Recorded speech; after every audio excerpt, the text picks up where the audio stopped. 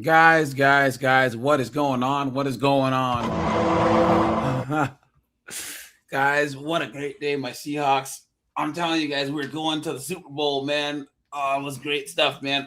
I was at the Seahawks bar, with the Seahawks crowd watching the Seahawks whoop on the 49ers because, screw the 49ers.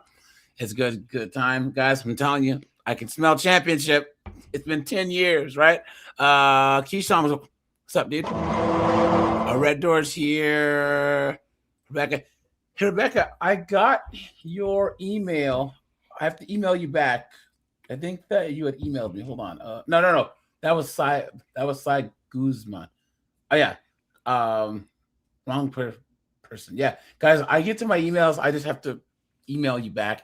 Anyone who emails me, there are times where I go a little while without checking the email, but I'm trying to be better about it. Korg's here, Bonghole's here, Mr. W's here. What's up, guys? Guys, here we are, guys. Today we're going to talk about addiction and alcoholism.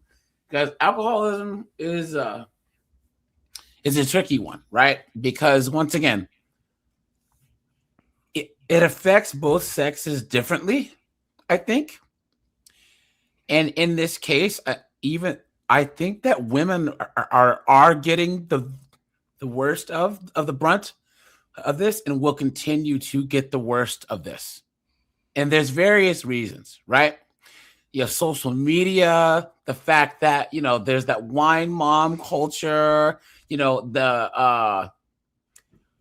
if you were to say that, like, your sister, your wife, your girlfriend's alcoholic, people are more to be like, how dare you say such a thing? Whereas it's more acceptable to call a man alcoholic, you know what I'm saying, than a woman. Oh no, she just likes to have her wine. She just likes to have her drinks, you know what I'm saying? So plus young women are abusing more drugs, they're on more medications, right? So they're actually suffering the brunt of this more than anyone else. And this is one of the weird times. Matt, chime in here, right? Yep. This is one of the weird times where it's like, I know that they say men suffer because we don't ask for help, but this is one of those weird times where I think that women, like the whole alcoholism thing, I don't think that women need help for drinking. That's like not really in our kind of zeitgeist, right? Because we see these girls at the club and they're getting drunk, and I just think that it's not really in the culture of how women are viewed or how they think with their friends that, hey, I might be an alcoholic, not just a party girl. What do you think? I think that alcoholism, when it comes to being a disease, right? It's a biological thing, and it's evenly distributed between both sexes. Yeah. And I meant to start off scientifically on purpose because our culture is a reflection of our attitudes. Yeah. And I mean, just today, I was with my wife in downtown Cedarburg, and we were at this little hole in the wall store, and they had these, magnets of, women coping, the little things that they say.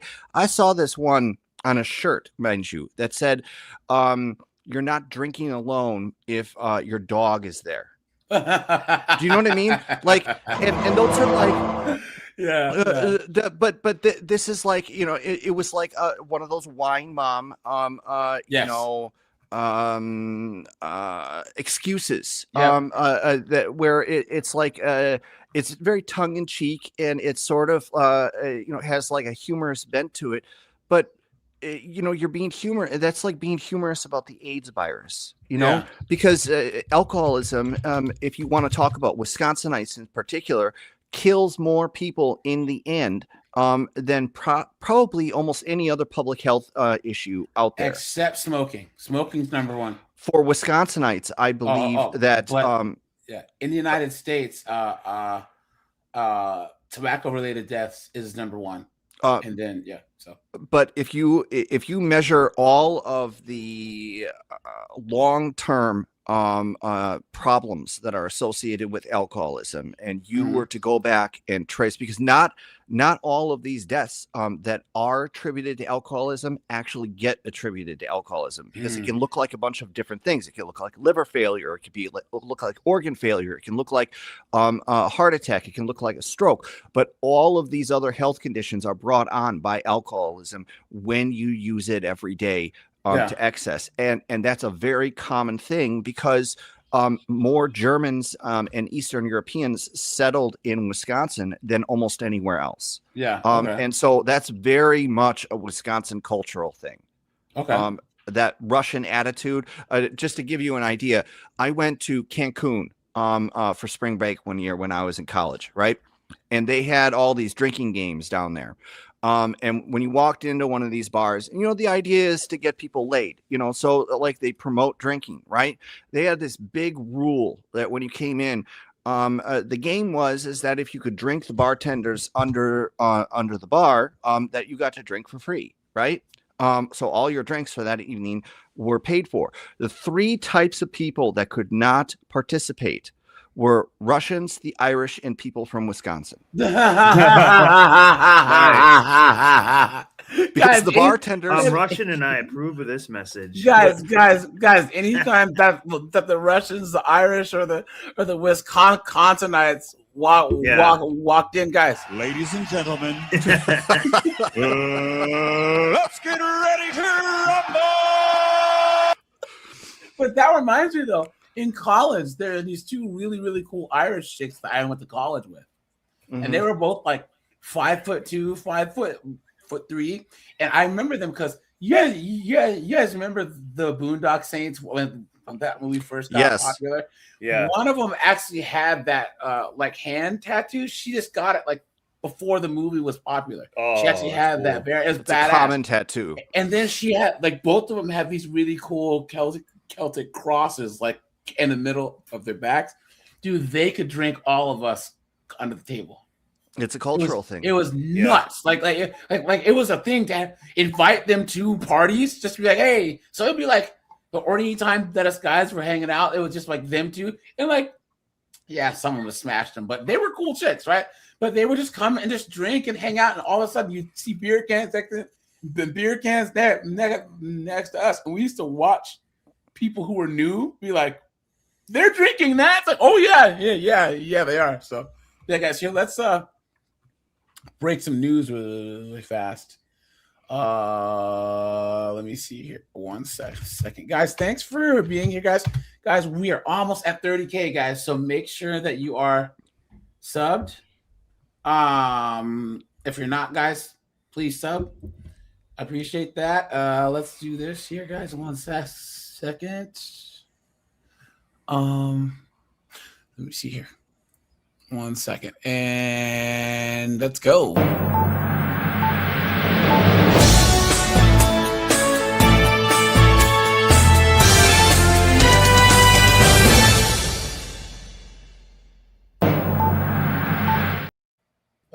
Here we go. Now, guys, is this not the biggest amount of irony? Watch.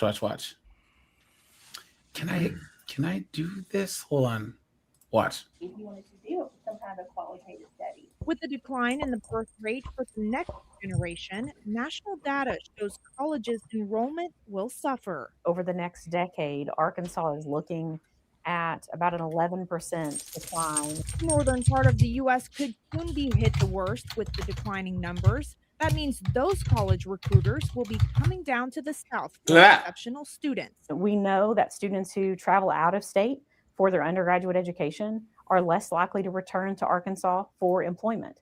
And so losing our best and brightest students really could take a toll on our future economy. No, guys, let's just pump the brakes. Yeah.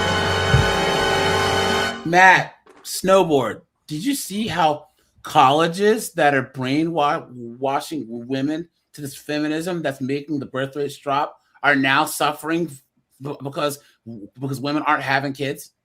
So they're suffering from the same problem that they created, and instead of actually trying to propagandize women or incentivize women to have more kids, they're just trying to steal children from the South where people tend to have more kids?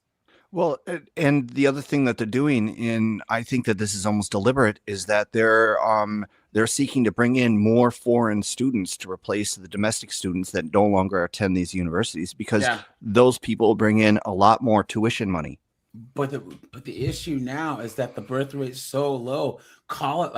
There's so few students that colleges are closing now. Oh yeah, they didn't see this coming at all. Nope, Arkansas saw that coming. Yeah. Oh. But yeah, guys, think about how crazy it is, because liberals already have a birth rate problem. At least conservatives breed more than liberals do, right? So for now, not enough, but more. You see a lot of conservatives still have 1, 2, 3 kids, whatever. But liberals oftentimes have none at all. You go to places like Seattle, Portland, Oregon, no one's having kids. Whereas places Arkansas, Missouri, Utah, they're having kids. So if things keep changing, I mean, the wokey wokes are going to find out that they're just breeding. They're just ideologically, wiping themselves out of existence. So, but you heard her say that schools in the North need students, so they're going to the South, because the South, they're more conservative and they have children. If we don't act now. That's why 15 honors colleges from all over the state are coming together to prevent one other brain drain. nuance to this is it's not really like mathematically and like them being flushed out, it's them being flushed down. Oh. It's true. It is true. Right? Yeah, no, it's true. It's true. Yeah. It's a mathematical factor that didn't really exist as much. And this is all 50 years ago, or whatever. This is all these colleges' fault. This is all these colleges' fault. Honors Arkansas, going down the drain. An organization, the first of its. Who do we have here? Badass Vegan. How you doing, man? Badass Vegan. Omni, what's up, dude? Christopher Jordan, how you doing? Mateo, how you doing? Katie, what's going on, my friend? Steve is here. Captain Palsy's in the house. What's up, my friend? Who am I missing? I think that's everybody. Okay. Kind in the nation. So we're not just state schools. We're the state schools, we're the private religious schools, we're the private colleges, all of us. How we can actually get together and make the case for honors education instead of the more stereotypical duking it out over great students. We have goals like working. If you had more students, you wouldn't have to duke it out over them, you morons. With the governor's office to develop internship programs, both in the political realm as well as in other work. She looked like a lesbian too. And so opportunities that our high school students could look at and say, if I stay in state and participate in an honors program or an honors. Here you go. I'll have to speed this one up. New fraud scheme. New York targeting healthcare. Are there Somalis in New York too? Yeah, there are. Demographic. Yep. All right, here we go. I'll have to speed this one up because I think this is copyright, guys. So I don't want the stream to get taken down. Oh, and guys, if the stream, so we haven't had this happen, but if the stream ever gets taken down for copyright, guys, I'll just throw another one up in a couple minutes and then just jump on there. All right. This hasn't happened in a long time, because every now and then, if you share the wrong thing and it's copyrighted, YouTube will take your stream down. So Cliff is essentially the consequence of a birth rate that started falling around the great financial crisis. Women stopped having as many babies, and that birth rate has never recovered. And now we're about 18 years later, those missing babies aren't around to go to college. So that means that there's a possibility for some schools, each incoming class could be smaller than the last. Do you see how she's saying in the last 18 years? No. This started in the 90s. This didn't just start in 2008, 2004, 2003, you dunderhead. What are you talking about? Guys, look at this. It's not just 18-year-olds. There's not enough 18, 19, 20, 22, 23-year-olds. Even grad schools are having problems. And once again, guys aren't going to college. Guys are either not going, or they're going and dropping out. And this is all their own problem. Guys, put a I'll put an NMP, not my problem, in the chat if you agree. Not our problem, guys. Elizabeth, fantastic reporting on the story. What are schools doing to adapt to this demographic, Cliff? Yes, that is something that a lot of experts stress. Is there is room to adapt to this challenge, and schools are, for example, bringing on degree programs that are in high demands, like artificial intelligence, health, cybersecurity. Others have taken to adding on. But a lot of people don't want to do those degrees. You think with the majority of college students being women, that AI and all these programs are going to take off? You've been had. Yeah. You've been took. You've been hoodwinked, bamboozled, led astray, run amok. Come on. What a joke. Extracurriculars and sports that can appeal to students. There was one school that we talked to that brought on a bass fishing team that was very popular and drew in a lot. What? Oh my God. Oh, maybe if they weren't idiots and they did a little bit of tuna fishing. A bass fishing team? What? Can you That's imagine? the most southern thing I've ever heard. I'm on a bass fishing scholarship.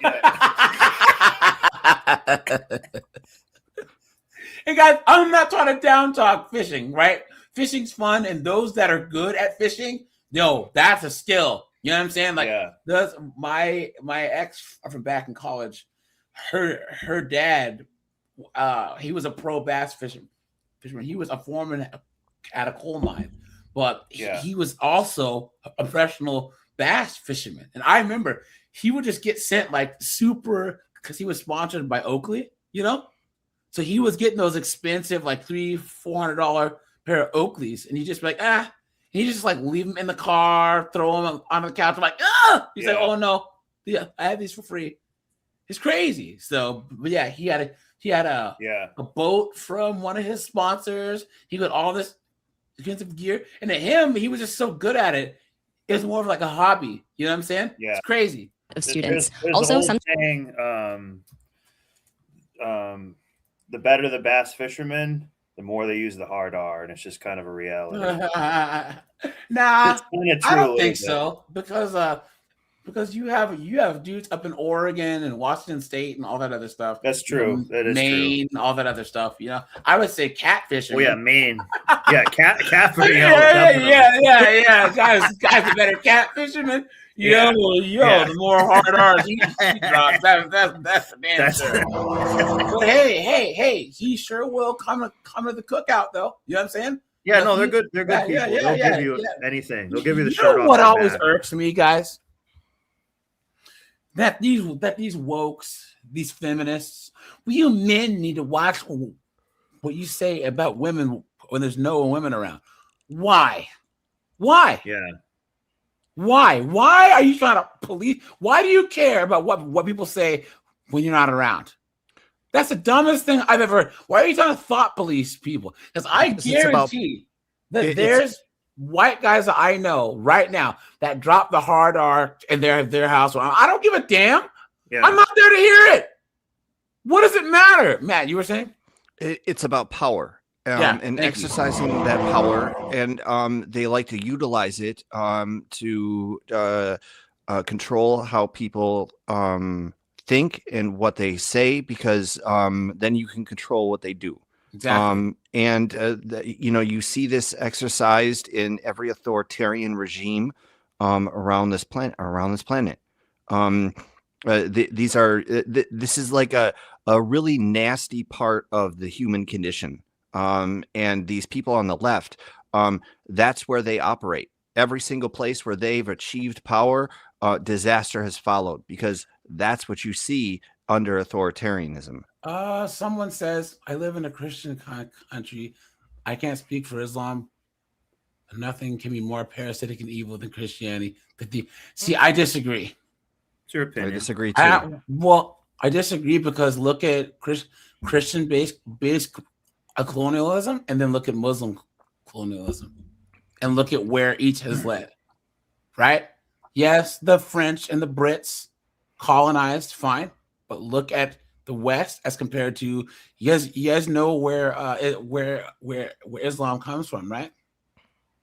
And guys, Well- I'm a non-believer, so I don't believe in any of this. But it comes from the Arabian Peninsula. Arabs are a very small ethnic group, but they conquered, and I say this all the time, nobody ever talks about the Arabic colonization. They conquered all the way from Morocco down into Africa, sub-Saharan, and all the way to Azerbaijan. Can I just hold on. Yep. Malaysia, Indonesia. Guys, there was thousands of indigenous cultures, religions, and languages that were there before the Arabs came. Think about it, right? And now they're completely gone. And there was one more thing, Matt. Then I'll let you go. A friend of mine was like, "Well, it's just messed up that you go to like England and snowboard museum has all these ancient Persian artifacts and ancient Babylonian artifacts. They should give them back." No, they shouldn't. You know why? Because the Muslims destroyed the rest of them. Yep. They blew them up. All the Babylonian gardens and all this. Because remember that Iraq and Iran are Mesopotamia. That's ancient Mesopotamia, right? You know what I'm saying? So all that stuff that was there is considered idolatry. Because it competes with Islam. Exactly. And badass vegan, dude. This is a different conversation. Islam. And this is Red Pill. You can have your opinion, and we're not telling you how to live. Yeah, bro. Like I said, that's fine. This is a great all good conversation, and this is obviously like a live stream that we need to have. And badass, you're more than welcome to call in on that stream. What I'm saying is, no religion is spread peacefully. And there's this myth that we're like, oh yeah, the Arabs came and the Moroccans were just hidey ho, let's be Muslims. No. No, the Arabic conquest was just as violent, if not more, than the Christian ones. They were all bad. What I'm saying is one wasn't just so much better than the other. This is like people who will say, oh, well, certain types of slavery are better than others. Oh, there was or worse than others. Oh, the Barbary slave trade wasn't as bad as the chattel slavery. It's like, no. They were bad. So, Matt, you were saying? Well, I was saying that it wasn't really colonialism with the Muslims. It was more imperialism because they came and they deliberately sacked the exactly what you were saying, the culture. And if you didn't submit to Islam, they eliminated you or turned you into a slave. So they had no intention of using these places as colonies to support a center. And that's what colonialism is. They transformed these places to reflect their culture, and they got rid of, like, you want to talk about some of the religions that were completely displaced, Zoroastrian in Iraq and Iran. Everybody that wouldn't submit at the Kurds, right? The Druze, the Armenians are still being persecuted over there today. Slavery is still going over there, going strong. The Arabic slave trade from sub-Saharan Africa never ended. It's still going on to this day. And that's, the transnational slave trade is supposed to be America's great sin. I'll tell you, there were 3 or 4 other slave trades that the Arabs were intimately involved in as they were involved with the transnational slave trade, and that's never addressed or brought up. The Barbary slave trade, right? From the halls of Montezuma to the shores of Tripoli. Why is that the Marine song? It's because they were taking American white men and British white men and European white men as slaves, and our Secretary of State at the time was like, "What are you doing? Why are you doing this?" And they said, "Oh, because you're infidels." He's like, "All right, bet." So they got the Marines and went in there and clapped cheeks. You know? So all I'm saying is that there's this weird, I'm not saying that anyone in here is saying this. I just think that there's this anti-American hatred where people center all the vitriolic everything on America and act like we're so much worse. And instead of looking around the world and seeing, bro, like for all the sins of America, look everywhere else and you'll see a lot worse. So anyways. Yes. I think Schools are that targeting- I was just going to lead off or just finish with a concluding thought that very much supports what you're saying. I think that people, when they're taught American history, don't contextualize it within the rest of the world. And like the transnational slave trade, you know, it was the United States and England that shut that down. Yeah, you know, we don't get any credit for that. Yeah, all Britain of Europe almost bankrupted itself, right, by giving up its slaves, stopping slavery in its colonies, and then using its navy to track down French, Portuguese, Spanish, and Dutch slave ships. They would actually capture these ships, execute the captain, and then let the slaves free. So, yeah, in a place called Liberia. You know, so like all of these European powers were intimately involved with the slave trade. It was America and the United Kingdom that shut it down. Yeah. We don't get any of the credit for that. Yeah, guys, once yeah, again, because we're indoctrinated by fat lesbian propagandists that don't care, that hate this country. Guys, that's half of it. Vegans, right? Guys, I've been to almost all 50 states. I love America. I love the different people. I love the fact that like each one of our states is like a different country. You know what I'm saying? They have a different culture, a different vibe, different food stores. It's great. I love America. And I've traveled the world a lot, you know? And America is so great. And guys, there's no country on earth that does so much to bridge the gap between the minority and the majority.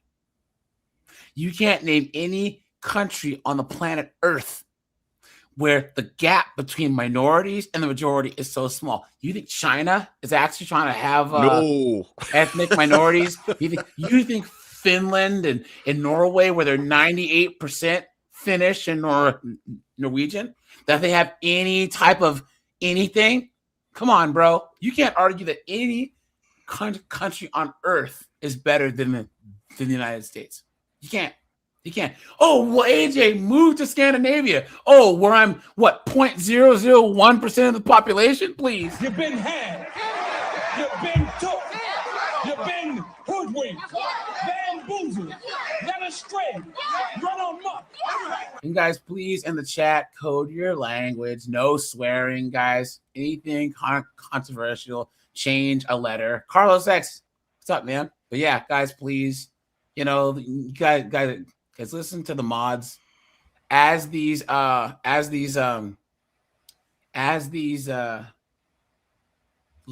get bigger, guys. The mods will have to start laying the hammer down. You know, guys, obviously we have the regulars, but you guys see during the daytime lives that we have more and more new people, you know. So but yeah, guys, once again, hold on. Let me see. I'll do hold on. One other quick thing that you guys brought up. 1 second. Sure. Hold on. Well, let's say this while you're looking for that. Yeah. You guys were saying how like the women are trying to censor what you say, like even when you're just around on your own. But my number one thing that showed me the most female nature was a few times when women were just around alone doing their quote girl talk.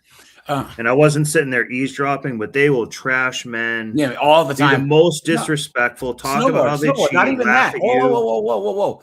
In this chat, guys, put a 1 in this chat. If you've gone out on a date with a chick, your first date is your first time meeting in person, and it's nonstop misandry to your face. You're a guy. Yeah.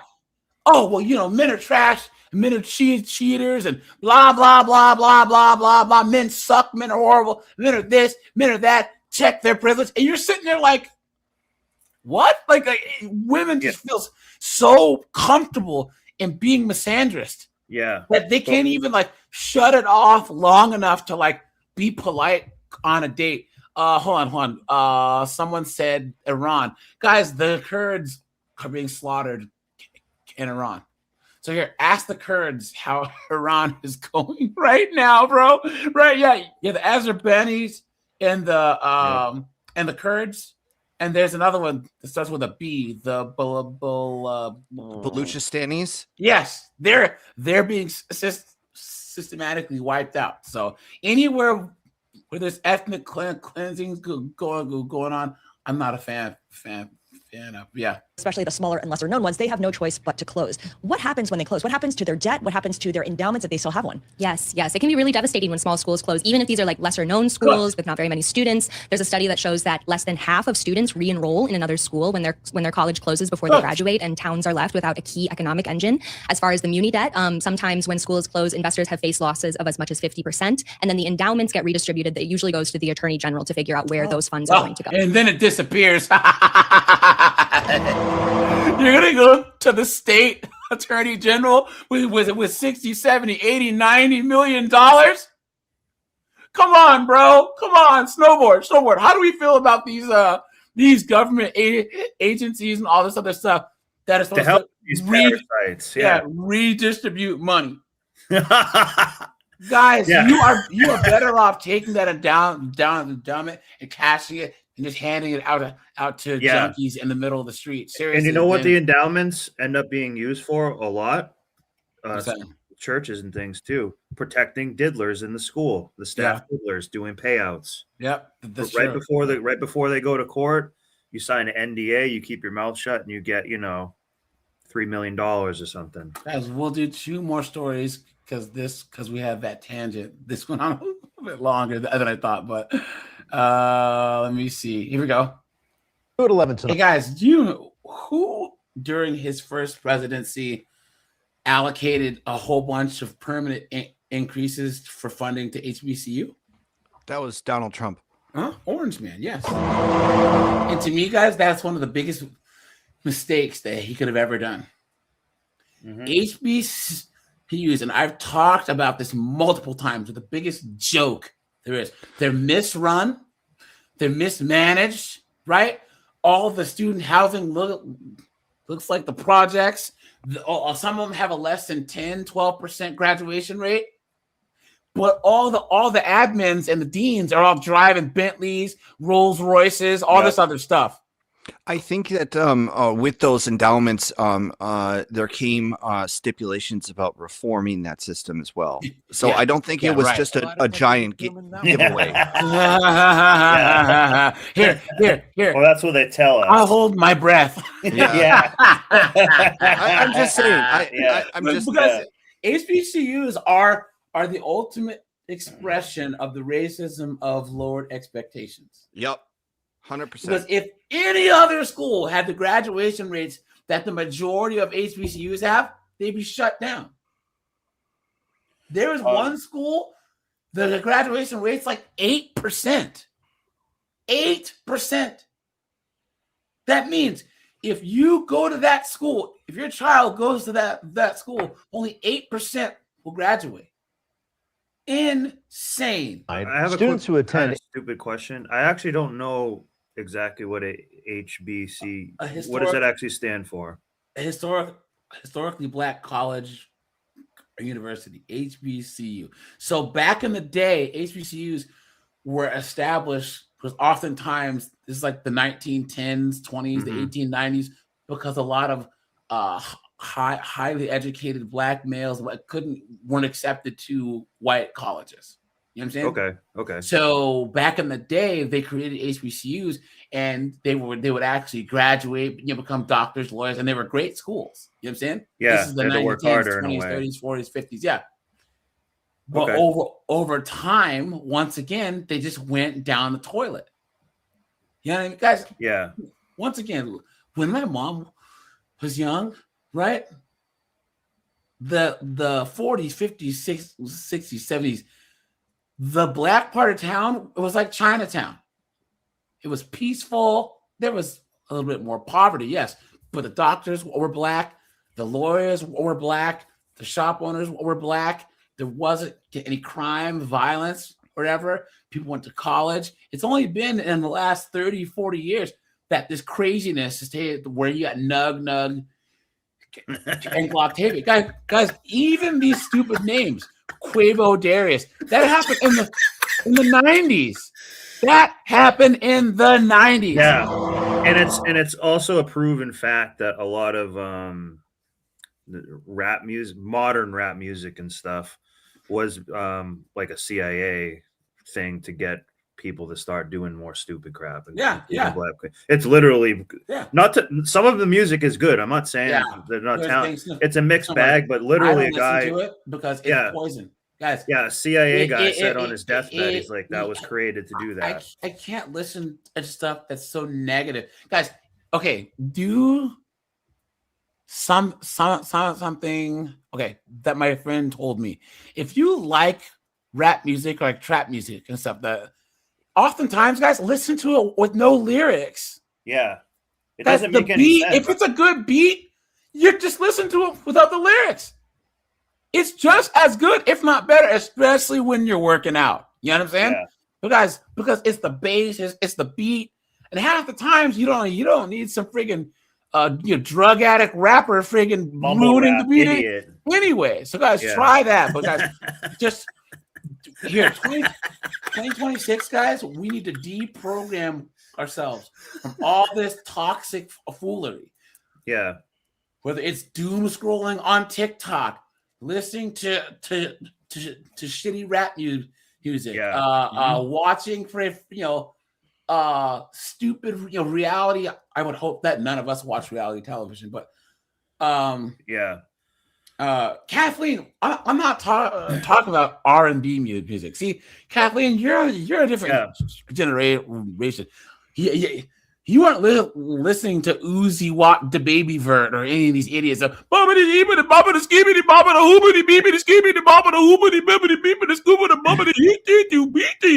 listen to that crap. Where half the time they're freaking high on lean, anyways. Yeah, you know what I'm saying.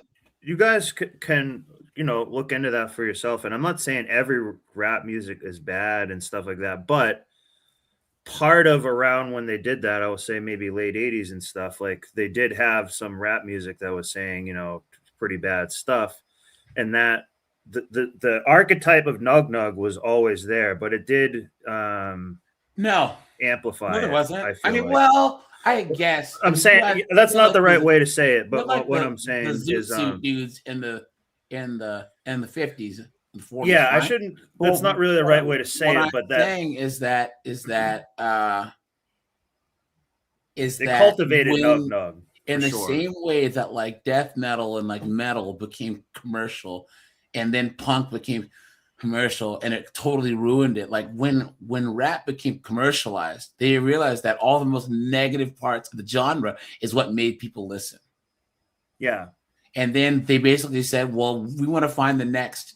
Tupac or you know what I mean? And Project Pat. Once these corporations dig their fingers into this, you know what I'm saying? All of a sudden they're trying to make money and have to push it more and more and more to the extreme. You know, guys, look at hair metal.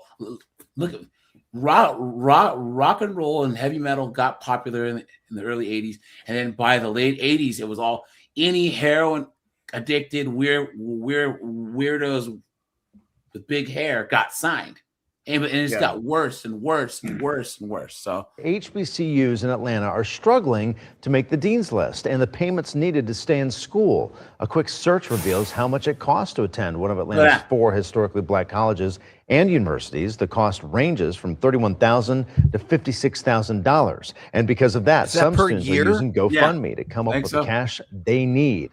Atlanta News First anchor Victor Williams spoke with 2 students tonight using the online fundraiser to cover their collegiate costs. It's a joke. Yeah, hey there, Blair. So these students are saying that using these online resources like GoFundMe and other crowdfunding websites are a blessing because the money wasn't coming from anywhere else. It's been fairly hard trying to, maintain school and also like being 19 years old and focusing on financial things. Going to college in the year 2026 can be pretty hard. You better get a job. Guys, I worked 2 jobs in college. You know what I'm saying? It's like, what is going on here? And guys, my coworker, she went to Tuskegee, and she said that she and her husband, now they're having kids, they would never send their kids to HBCU. She said never, ever, ever, ever, ever. After what she went through there, never, no way. Being a full-time student, not being able to work a full-time job right now. Come on. The lie detector determined that was a lie. You know what? They have a fundraiser up. Look, listen. I don't know what the fuck you saying, but all I know, you ain't getting a motherfucking dime. Guys, hit the like button. Hit the like button, guys. Let's try and hit 100 likes quick, guys. I think that last time we hit 100 likes quickest was like less than 45 minutes. So, guys, let's try and beat the record, okay? It's been kind of tough. The Education Data Initiative reports that the annual cost of college tuition at a private institution is nearly 35 times what it was in the 1960s. So go to a public school, you goof! That cost increase being felt especially hard across Atlanta's HBCUs. Well, my mom works about 3 jobs to get me to where I need to be because Spelman is fairly. Yeah, right. Look at those glasses. She's pretty hot though. Expensive. Yeah. But she's like a black Harry Potter type chick. Well, she's a light-skinned chick. You know she's hell on wheels. And she's that, I'm black and you black, we're black, y'all. Right? Guys, tomorrow's live, 5 p.m. Guys, women are more racist than men. Yep. In honor of Dr. King's birthday. Of Martin Luther King's birthday, guys, we're going to talk about women being more racist than men. Because I 100% can say that women, white liberal women, B-dubs, are the most racist people on planet.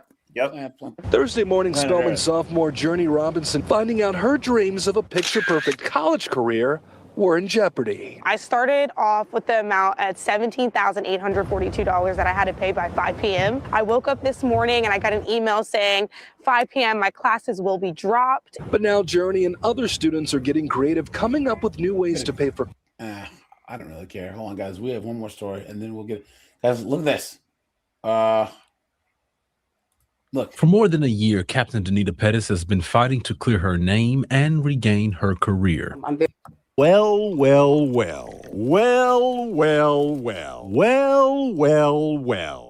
Very excited to be getting back to work. Today, that fight ended in a win.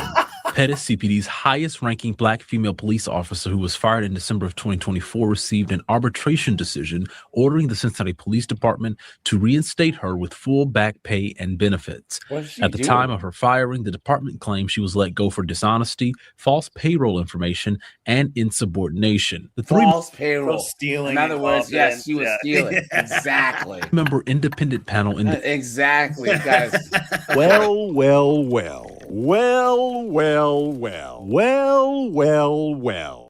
Their findings said the city was not able to meet its burden of proof to fire Pettis. To these accusations, Pettis says, Well, why would she want to stay, though?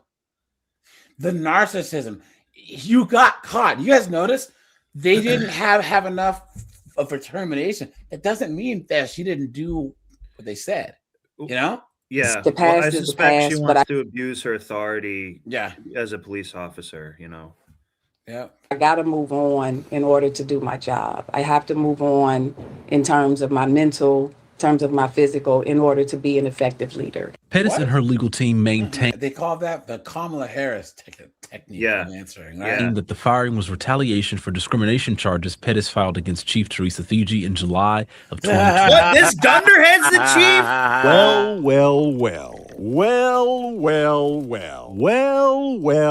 Well. Guys, Cincinnati's cooked. Cincinnati is cooked, guys. And this woman's partly responsible for not catching it sooner. Exactly. 3. It's her In 2024, responsibility to watch out for the stuff department like that. investigated Pettis bringing in Fire Chief Frank McKinley as a neutral party. He recommended only an 11-day suspension, Look at but that. Chief Thiegy wanted a more severe punishment, lobbying City Manager Cheryl Long for termination instead. The city says Look they at these give weight to the dunderheads recommendations lined of its up. department directors when making an employment decision. Long going on to say in a statement, the city has committed to moving forward in alignment with the arbitrator's decision. Despite the city vowing to make Pettis whole, her attorney, Jason Matthews, still feels the city needs to take further accountability. Look at that, guys. Okay, so guys, alcoholism, right? Guys, I'm gonna start here, and then I want to give Matt the floor because he's our kind of subject matter expert here. Because I really, really want to talk about Adrian Brunner. Guys, put a 1 if you know who Adrian Brunner is. Matt, snowboard, you know who he is? I have no idea. No. He's a boxer. He was a pretty good boxer. He was charismatic. He had skills. He stopped backing it up and actually kept talking trash, which made me kind of stop liking him. But he could have.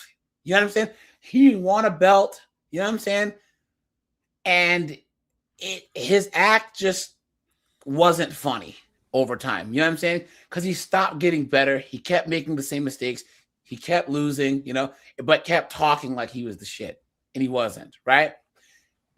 He was Floyd Mayweather's protege at one point, and then, thanks, Tim. Yes, he tried too hard to be Floyd, but he didn't have a skill. He was good, though, right?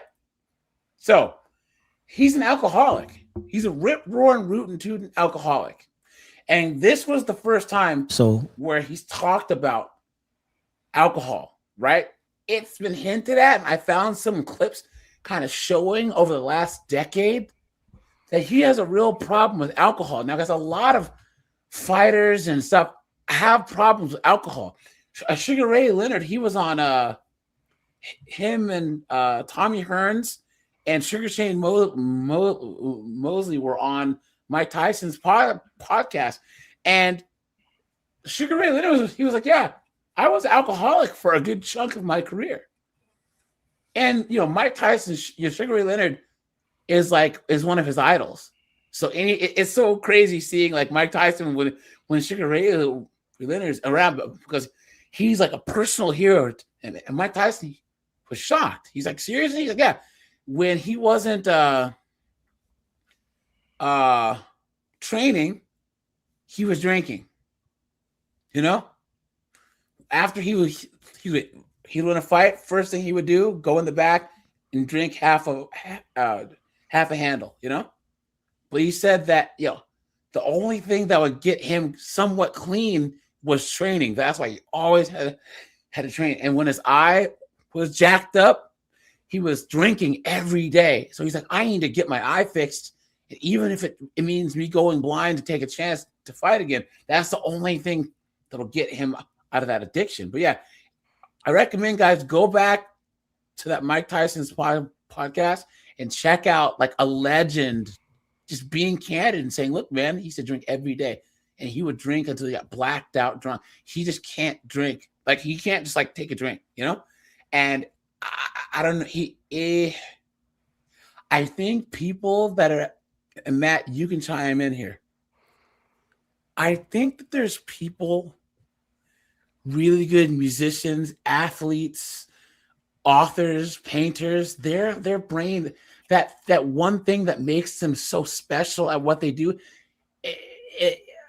it's a gift and a curse, and that can also contribute to self-medicating. You know what I'm saying? Like they say Elton John, he's one of the greatest musical geniuses of our time, but they say he's crazier than a shithouse rat, But seriously, he was writing symphonies back when he was 12. You know what I'm saying? Yeah. And then he started doing pop music. But a lot of these people, Kurt Cobain's and Sugar Ray Leonard and all these people that are like super, super good at things.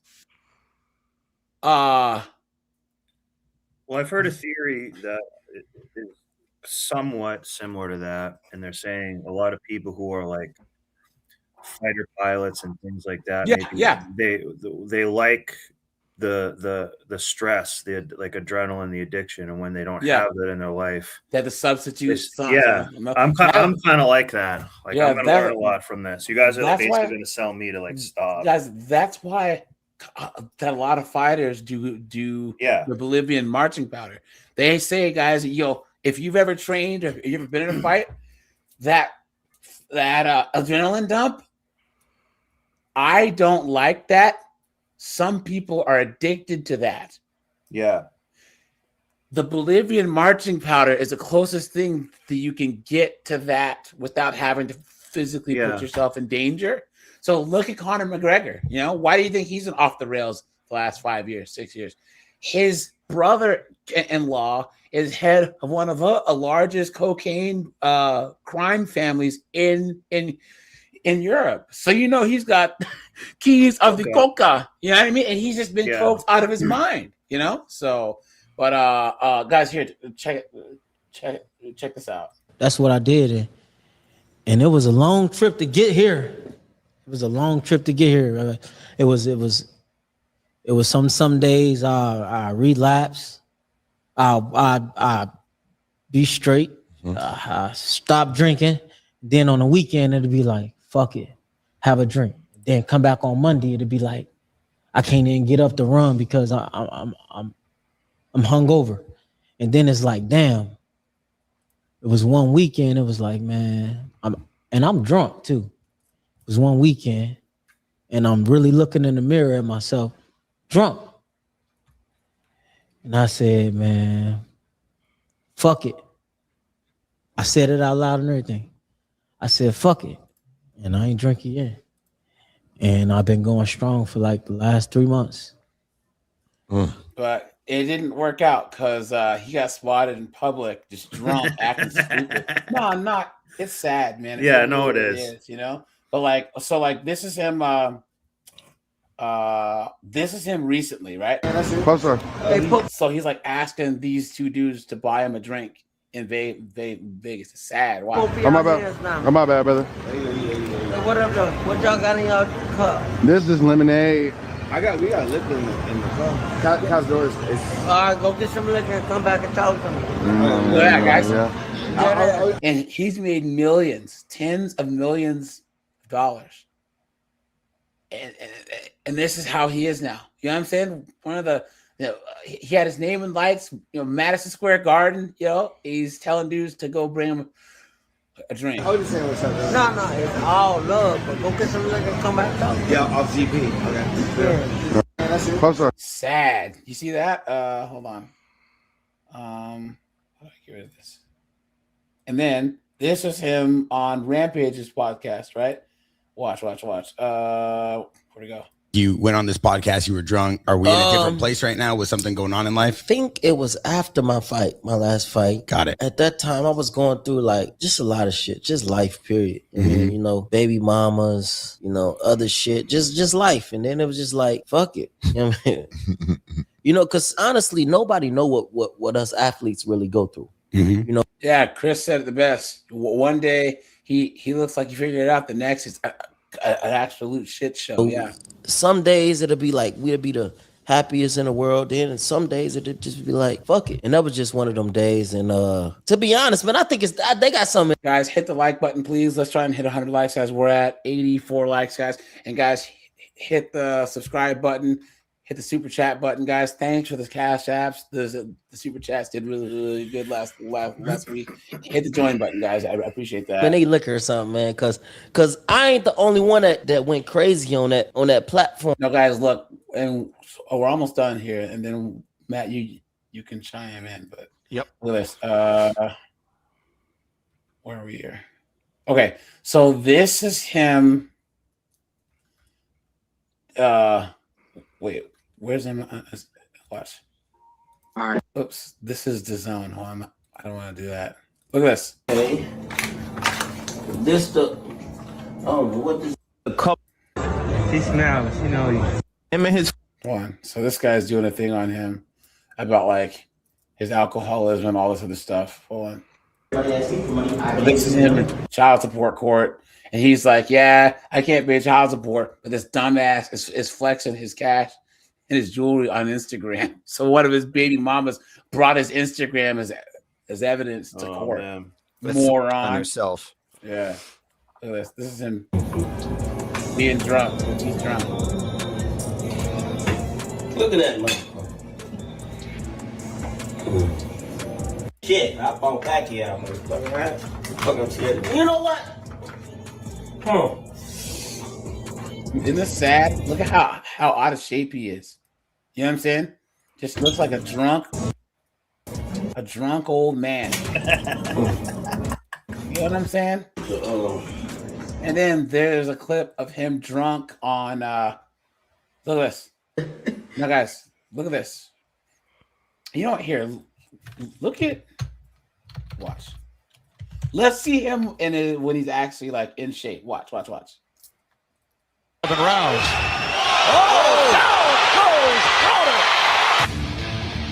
Punches on the inside. Close to him, he realized that his hands are too quick. Don't stay away from him. Get close to him again. Dude, he was a beast, man. I mean, took the walk. He was going down as one of the absolute greats. You know what I'm saying? But like, he was still pretty good, you know. And now look at him now.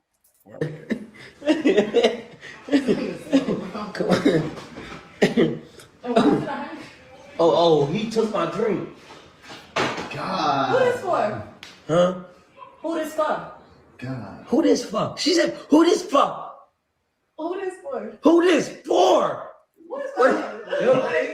Seems on point to me. Hell no. This guy. Hell no. That was Here's the thing about this. I watched him coming up. He had the charisma. He had the skill. He just couldn't stay out of his own way. It's sad. Nothing worse than wasted potential, than wasted talent. He had the talent. He was in a lot of the same. Yeah. And guys, he did have a championship belt. He had 2 belts, I think. Ryan says from champ to chump. Facts. This is what alcohol does, guys. You know, he just couldn't keep it together, man. He was tripping. Hey, why would you? Hey, give me a cup though. Give me a cup. Why would you even put this on the internet? No, that's yours. That is not his. What yours? Well, just point out that, you know, good decision making is not exactly a hallmark of alcoholism. You gotta drink yours. Come on, drink it. Now, come on, Sam. Yeah, and I'm in shape too. What up with it? He say, who this fuck? Yeah, and I'm in shape too. They don't know I'm still in shape too. Yeah, they don't know. I'm still in shape too. You look so much older. They thought I was fat. They thought I'd be fat by now. Yeah, I'm still in shape too. Just letting that be known. Yeah, we can go do whatever rounds a nigga want to do. Whatever rounds. Who this for? Who this for? Yeah. I just called your brother. Who? Sad, guys. I watched him when he was fighting, and he was talking. Do it, fast, twin. Hey, say twin. winning fights. You know, headlining shows. You know, Matt, yeah, say something, man. You got the floor, man. This is sad. So I remember before I went to Iraq, I was listening to a professor at the University of OU in Oklahoma talk about his experience treating alcoholics and drug addicts, and he said that substance abuse is unique because it's the one thing in life that you know, he sits there and he thinks about it and he says, you know, it's the one thing that is a mystery, because it's like, why would you continue to do something that causes you to stray from the potential that you have for, you know, achieving all you can achieve? Do you know what I mean? Like it causes you to fall off your potential. And that's exactly what you're seeing here. You know, that it is exactly what you were talking about. This man had the potential, obviously, to win 2 belts, right? To be an incredible athlete. But his alcoholism has derailed him when he was at the top. It's not even like he was on the way to the top. He was at the top, Yeah. and that's the truth about how destructive substance abuse is as an influence in a person's life. Yeah. Because of the way that I kind of conduct myself when I talk about substance abuse, I always go to my experience because we're humans and we learn from each other's experiences. So that tends to be, kind of like a powerful testimony. I think that there is something. I can't speak to people who operate at a higher IQ as to why they have are predisposed more to substance abuse than those who have a lower IQ, because I think that it's kind of actually evenly distributed. But when it comes to athletes, when it comes to soldiers, especially ones who get injured in the course of their duties, that self-medication using alcohol, our species as human beings has always used alcohol to numb. That's what we used it for before we managed to turn it into wine and beer and whiskey. It was used to numb, and it was used as an anesthetic and to clean. So it's not exactly shocking that when people don't know how to talk about traumatic things that happen to them, they retreat into a world where when they want relief, they use alcohol or drugs to numb the pain that is present.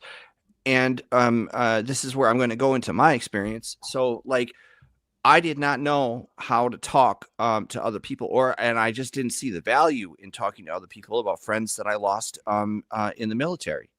I carried that around with me for 17 years, never grieving really the loss of my friends, because I did not know how to do that.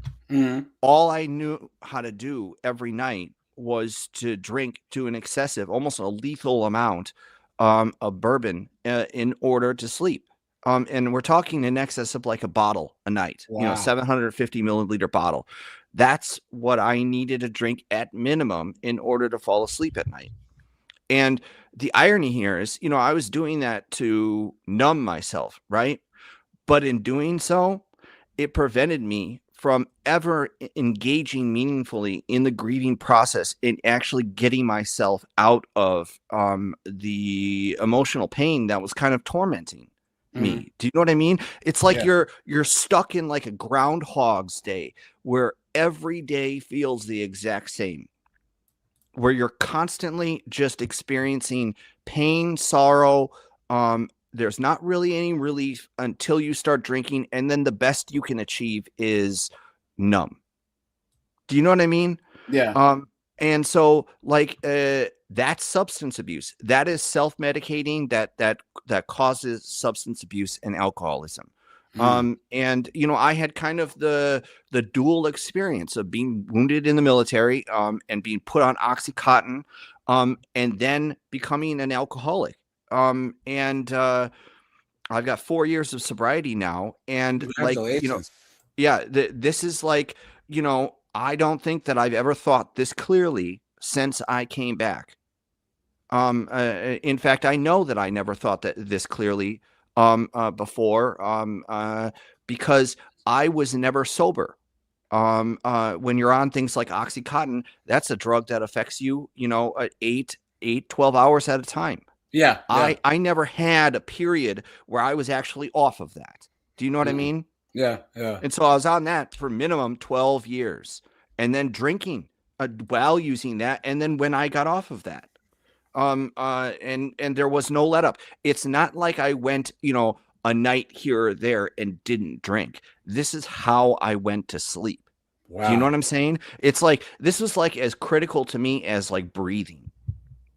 So having my alcohol at night was it really was self-medication. This was not like going out to the bars on a Friday night, looking to pick up chicks. This was, this is, I needed to use this in order to sleep, or sleep did not happen. And that's how it was for me. In fact, I very rarely, very seldomly actually drank out in public. It was always kind of, I would start drinking as soon as I came home, ironically, from working as a teacher. And 6 o'clock, I was taking a glass of a bourbon out of the freezer and starting to down that. And I could down it like you've never seen. I was drinking that stuff like people chug water. Hey guys, give a drop a 4 in the chat, man, because I got for 4 years sober for Matt here, man. Hey, congratulations, man. Yeah. Give it to old Wisconsin saying 4 doors, more whores. 4 years, no beers. Yeah. Hey, congratulations, man. Because guys, once you get it, and if I could just kind of give my thing here, guys. Once I remember back in college, man, there was this guy and his twin brother, and then me and my brother were friends. And one of the other twins was just a rip-roaring, rootin' tootin' alcoholic, And we were out there, college, partying stuff, but like, he's like, yo, like he's been up drinking for like we would start drinking Friday night or whatever, like 6, 7, 8, go to the bar, go to the house party or whatever. And we noticed that Troy, he would be up drinking the whole time. Like he wouldn't sleep. So from Friday, Saturday, and it would be Sunday. And he's like, he's been up drinking the whole time. Like, bro, did you? No, I'm good. I'm like, yo, I think this guy's an alcoholic. I go, oh man, no, he's not. He's just, he just parties, bro. Yeah. I'm like, my brother and I, we were the only ones to ever use the word alcoholic, and this is back in the 2000s. Guys, put a 1 if you remember that Biker Boys movie that came out like after the fast. Is that with like Tim Allen? No. This had like Ice Cube in it and stuff. You know what I'm saying? And it was like the motorcycle version of the Fast and the Furious. It was so bad. Yes. I did see that. Yes. Okay. Yeah. So at that point, you guys remember everyone was like, I gotta get a bike, bro. We're all biker boys. Yeah, right. So this guy had a motorcycle, and he was out driving drunk, and he hit a tree and he died. He was driving drunk, and then I remember his twin brothers never been the same. Like the night that happened, and then so we all went to the surviving brother's house. And dude was just like distraught. He was crying like a little kid. It was crazy. It was one of the worst things I've ever heard, And all because of alcohol. All because this guy was an alcoholic, and that's when I realized there was another guy, Kevin, that was I had class with in freshman year and sophomore year. I think it was the middle of sophomore year. He realized that he had a alcohol problem, so he stopped drinking.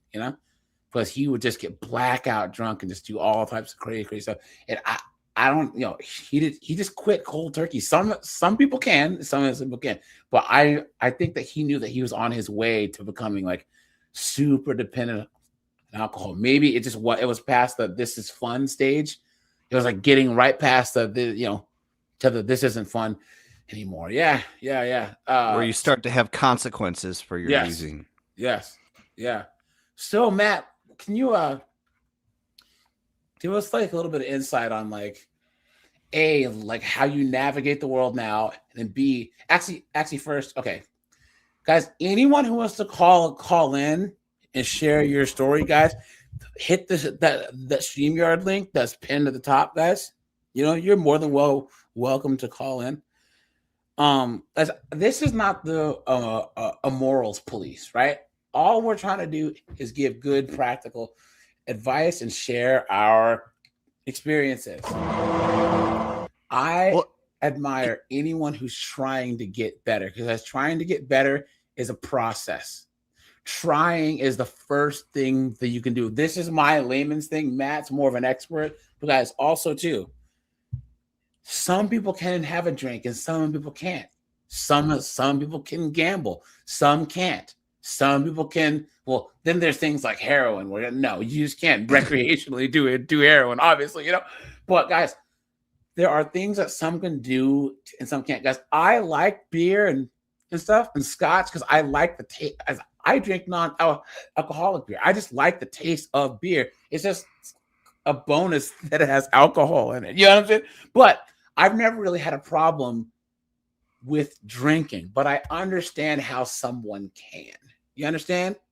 That's like weed. Guys, weed is not physically addictive, but it can be mentally addictive. Because I'm from Washington State. I know people who anytime anything bad happens, they smoke.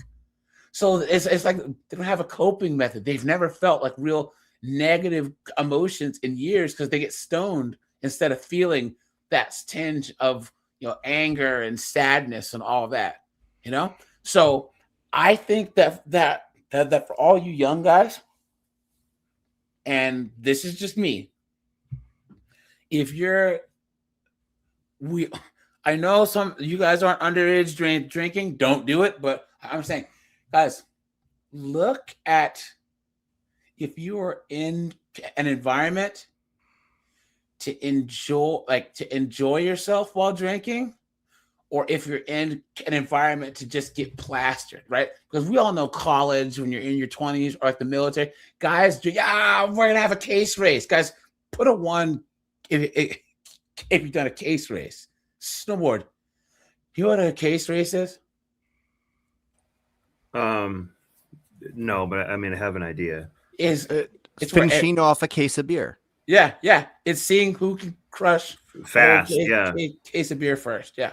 And guys, you want to get shit faced or like Edward 40 Hands? You ever play Edward 40 Hands? What? You never, no. Guys. Whoa! Put a 1 in the chat if you heard of Edward 40 Hands. Jesus. So you take two the glass. This is the 40s. problem. It makes it seem fun. Is shit like this. Yeah. But here's the thing about drinking. It's fun until it's not, and I think that's when people realize that they're addicts. It's like, this is no fun anymore. Because guys, I've even heard people that have done heroin. The reason why people do it, like they say in Trainspotting, is it feels good. People just don't stick a needle in their arm because it's not fun. You know what I'm saying? Yeah. But my point is, guys, so Edward 40 Hands, you take 2 40s oldie and you duct tape them to your hands. Oh my God. And you can't take them off until you fit. Oh my God. You guys, you want to get trash, drink 2 40s of oldie in like not a lot of time. And I remember we were at my one friend's house. And no, bonghole, you can still find 40s. You just got to go to a place where the majority of the people look like me. Yeah, you go over to you got to go to where you got to go to where they have the Popeyes chicken. And exactly. Yeah. And there'll be an Indian guy behind the counter, and sometimes they call those stores the Packy. Yeah. If it's a store that sells vape, like weird vapes to kids, they'll have a 40 there. But yeah, guys. And guys, they don't have the glass ones. They only have plastic ones. That's horrible. Yeah. So we were all playing Edward 40 Hands, right? And the cops just like, we left the back door open, and we're all underage, right? I think we were allegedly. Yeah. We were underage. And these 2 cops walk in, and we're like, oh. But here's the thing: they couldn't do anything because they just walked into a private residence. Yeah. So they couldn't do anything. And they're like, "Who's on the lease?" We're like, my friend. And they go to the bathroom, and my friend's like in the bathtub with the shower on, with like passed out with the 40s like crisscrossed across his face. Oh no, look at that. So yes. And the cops just go, oh man, just keep it down and left. Yeah. Talk about getting wet. Come on. But guys, seriously though, like you have to realize these behaviors that you're developing in your 20s, working out, eating good, exercising, there are going to be behaviors that are going to serve you for the rest of your life. And if you're going out and hanging out with a bunch of guys that always get blackout drunk and stuff, guys, you have a higher chance of adopting those habits. You know what I'm saying? And don't, guys, put a 1 if you agree. There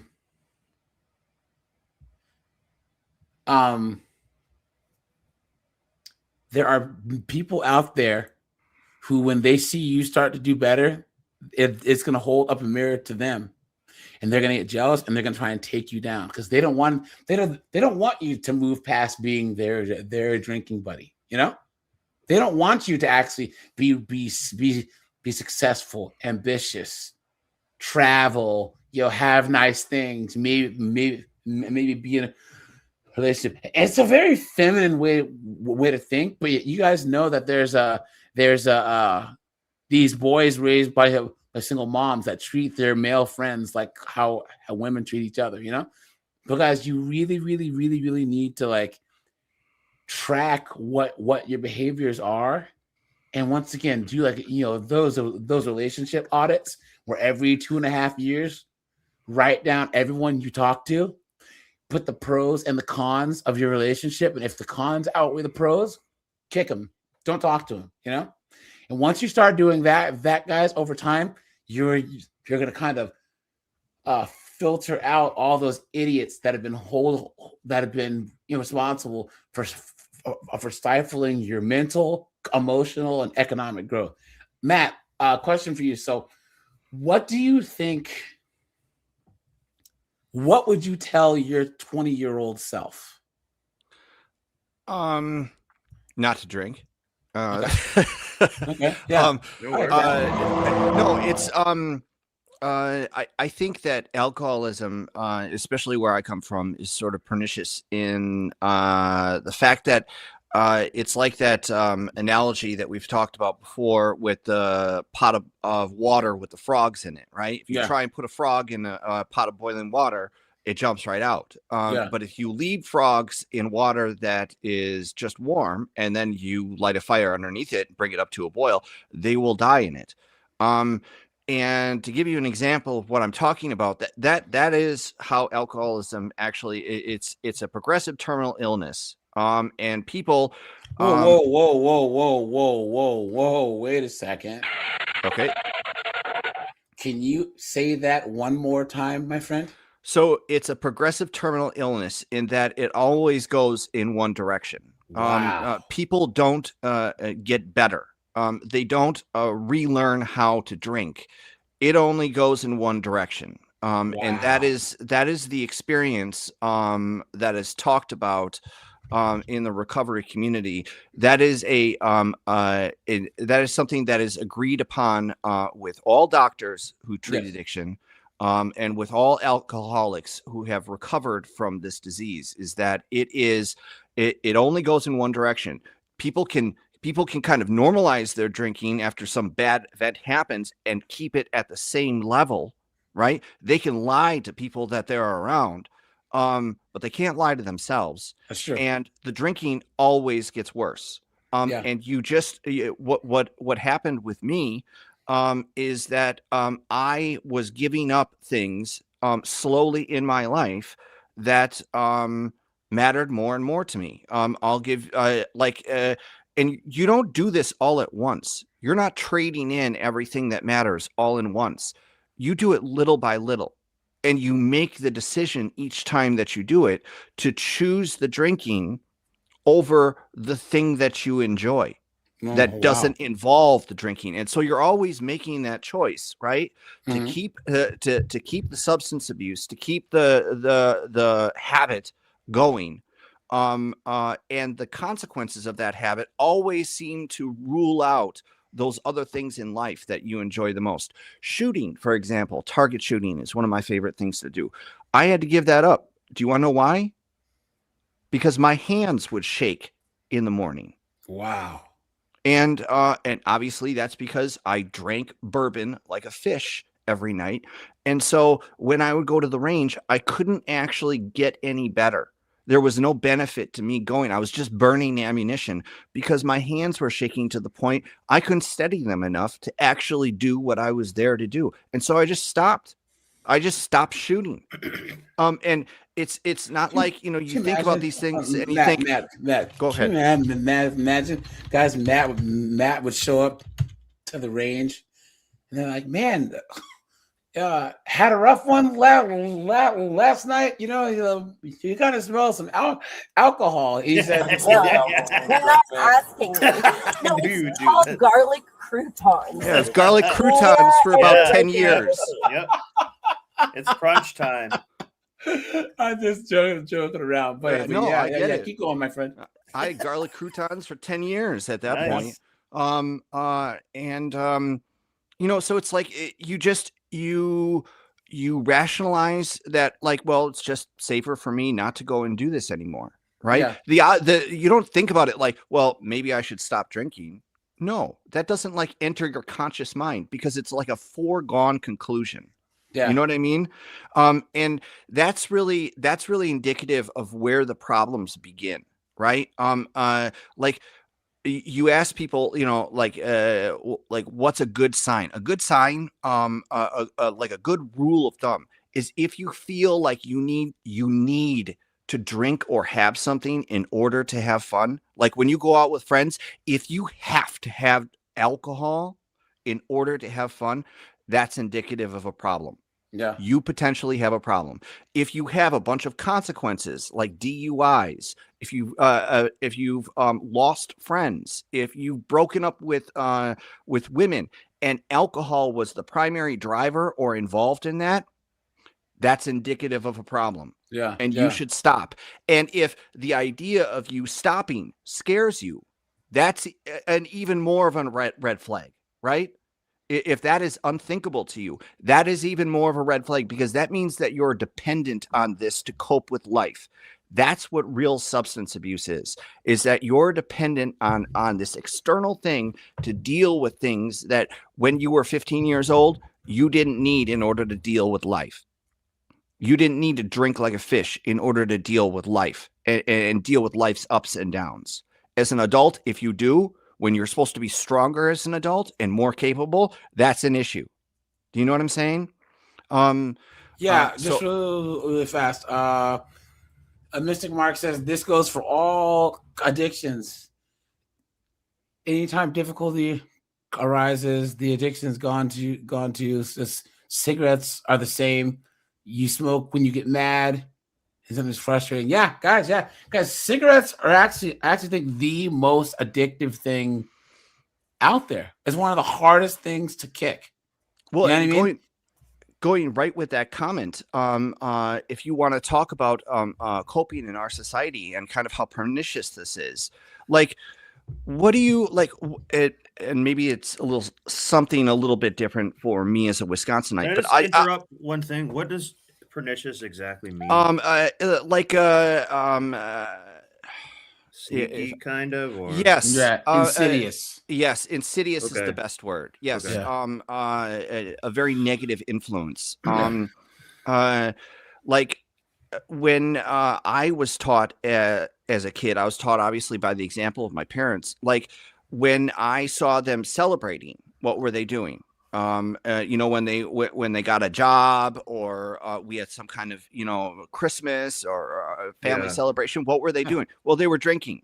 Yeah. When there's If a death someone in the got family, a promotion. Yes. If someone had a baby shower. Yes. There was when someone dies, when someone's born. There was always alcohol involved. Yeah. Always. Every single time. At Christmas, think about it, eggnog. You know what I mean? Jesus Christ. And then when bad things would happen in life, I saw them responding to deaths in the family. Especially as with my mother who is Irish. Jesus Christ, you want to talk about an Irish wake? Every single time some negative thing happened, they would drink. That's part of how they would respond to it. This horrible thing happened. Let's go to the bar. You know what I mean? Yeah. Like it was just a rationalization to that's and so like, and then I noticed, well, what did they do when they were just bored? Same thing. Exactly. Smoke cigarettes. So right? It's facts, guys. Really.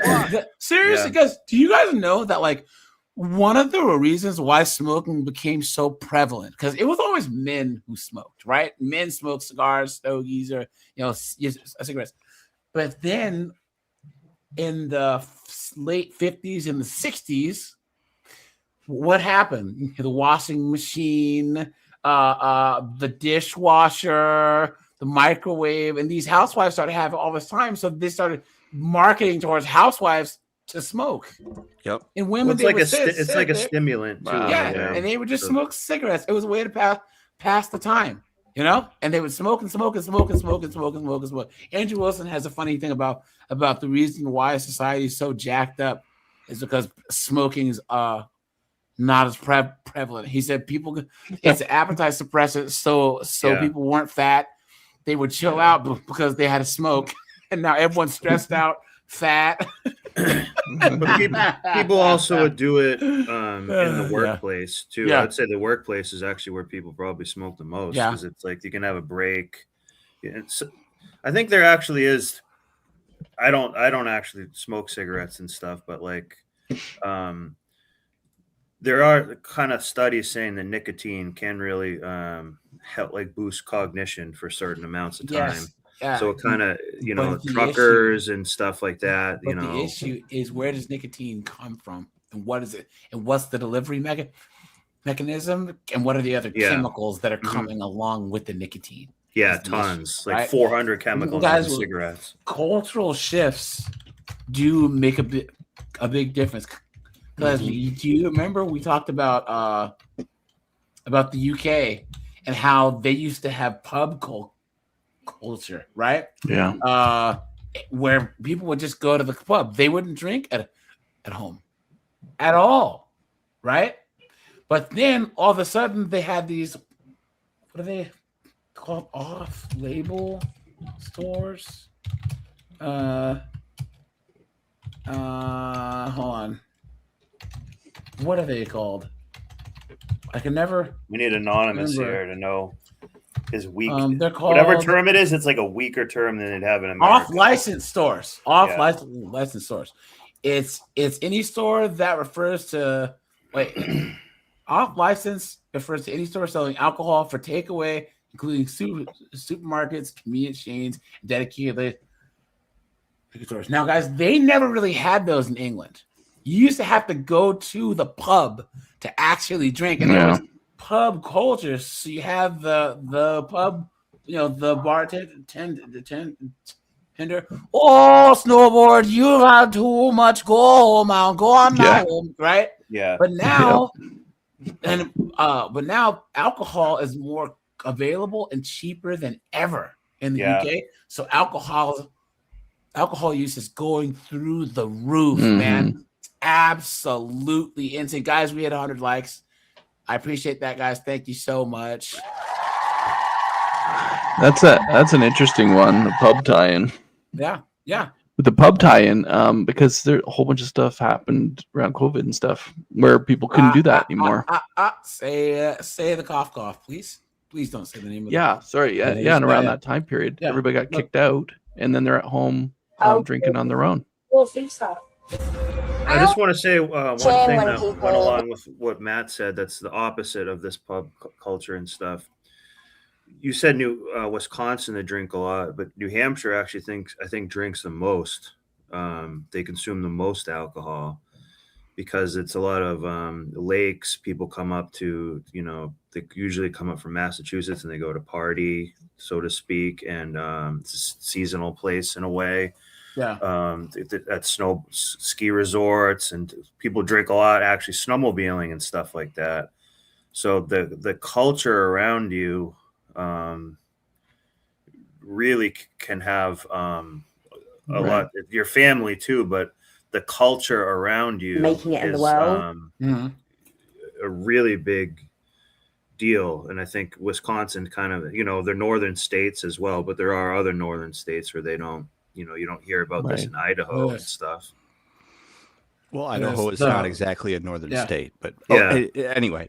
Idaho. I was thinking Iowa. Sorry. Sorry. So this was the first time that I saw this. It was years ago, 5%. and this Not surprised.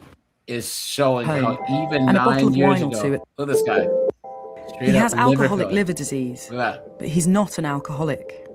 He used to drink a couple of cans of lager a night at home and a bottle of wine or two at the weekend. He drank like many of us do, and it's killing him. Can I Alcohol just is interject cheap. something right here? So there is an entire ward that they have devoted to at the VA where I go and get my health care. There's an entire ward that they've devoted to taking care of veterans who are suffering with, organ failure. And the biggest population amongst the people that they have to care for 24 hours a day are those who drank themselves into liver failure. And you go there, and those guys, their skin is orange. Because jaundice, because their liver is no longer able to remove the toxins from their blood and clean it properly. And like when I'm saying they're shockingly orange, like Orange Man has nothing on these people. What's crazy is that the VA has to keep beer and stuff there to give these, like, so that they can get out of withdrawals. So like if you're there for over time, the nurse has to bring you a beer in the morning so that you can get out of the shakes. Well, they use benzodiazepines in the same way too. They don't have any alcohol at the VA in Wisconsin, but they use benzodiazepines in the same room. Damn. So like Ativan and alprazolam and things like that. Like they will use them in the same. They'll use them in the same role. And in fact, those as long as they're used in the short term, are safer. Easier to buy in Britain than ever before, and we need it. For Dutch courage, for oiling the wheels of business, for going out and letting go, for staying in and winding down. In England alone, over 9 million of us drink more than the recommended limit of 14 units. So guys, this is the one where they were saying how the off-license stores are basically making alcohol more accessible than ever. And that's an issue because they've never had this happen before. Like, people used to go out to drink, then come home, sleep it off, and then you'd be paying pub prices too. So you'd be getting served, right? You wouldn't be serving yourself. This new generation, they drink at home, and it's cheap. Yeah. So it's just everywhere. It's crazy. I'll have to find this one particular documentary. So you used to be that you couldn't, let's say it's 1990 per se, it would be difficult to acquire like a whole like case of whiskey and stuff, or like just a ton, like a whole carload of beer. But there was no real drinking a lot.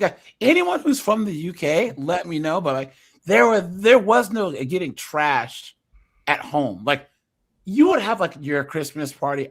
That's fine, but most of the drinking was done at like your neighborhood pub.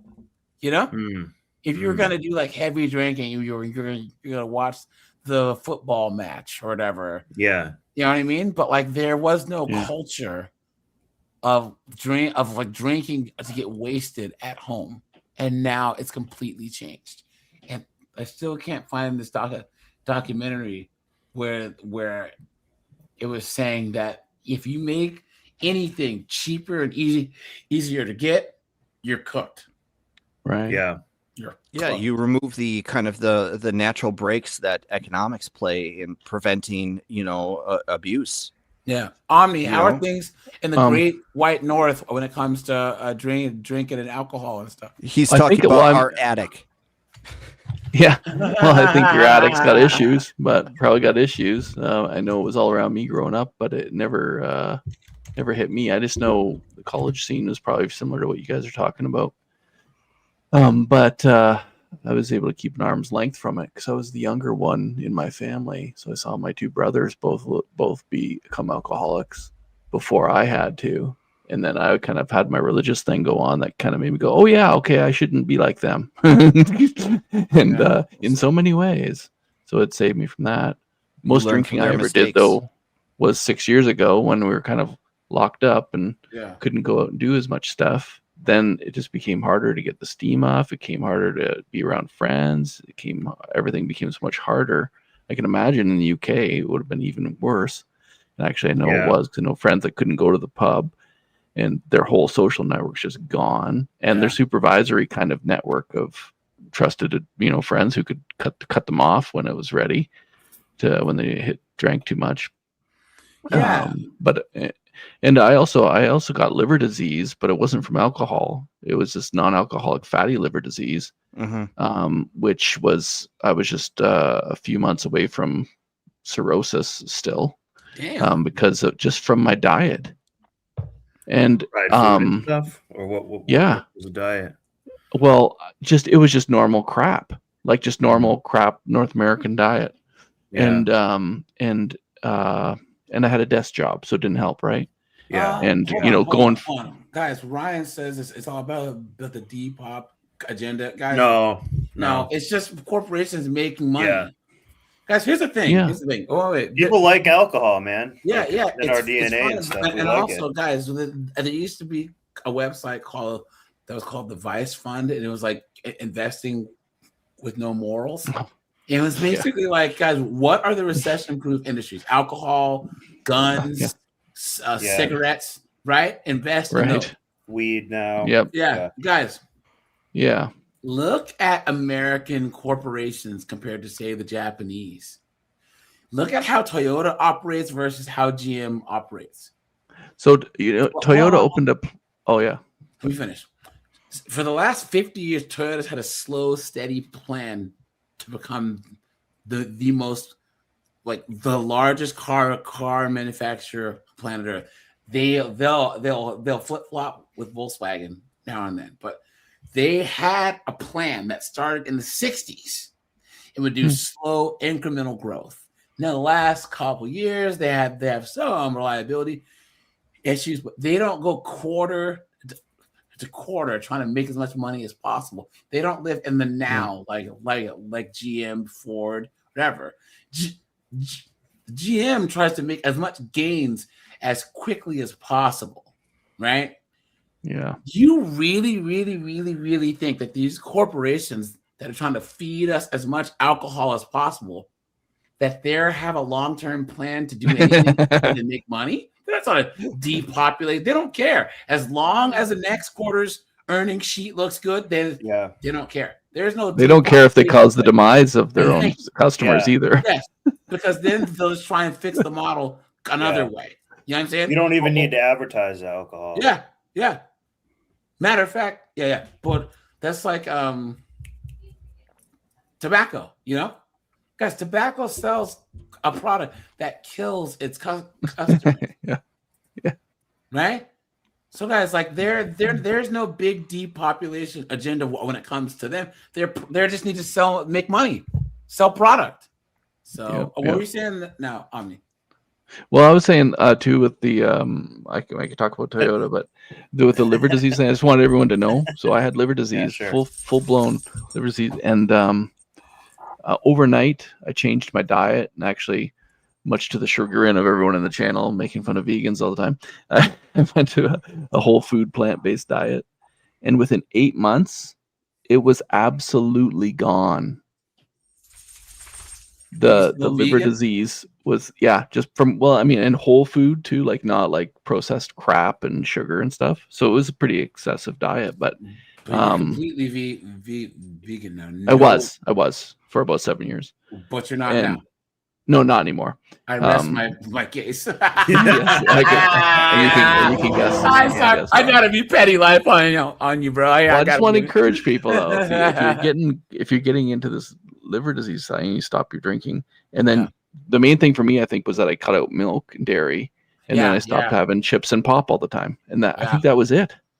And now I'm back to a normal diet because as I got older, I just I think I was running out of either testosterone or protein, and it Yeah. just couldn't keep up anymore. I'd do a workout and take me 3 days to recover. So Yeah. That's the thing about a lot of the vegans I know. Even I don't want to look like any of them. That's for sure.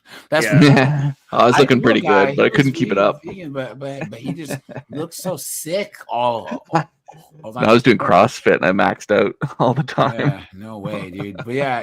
You So could guys, after a workout. we're oh God, here we go. Oh no. Yeah. there goes the neighborhood. Sorry.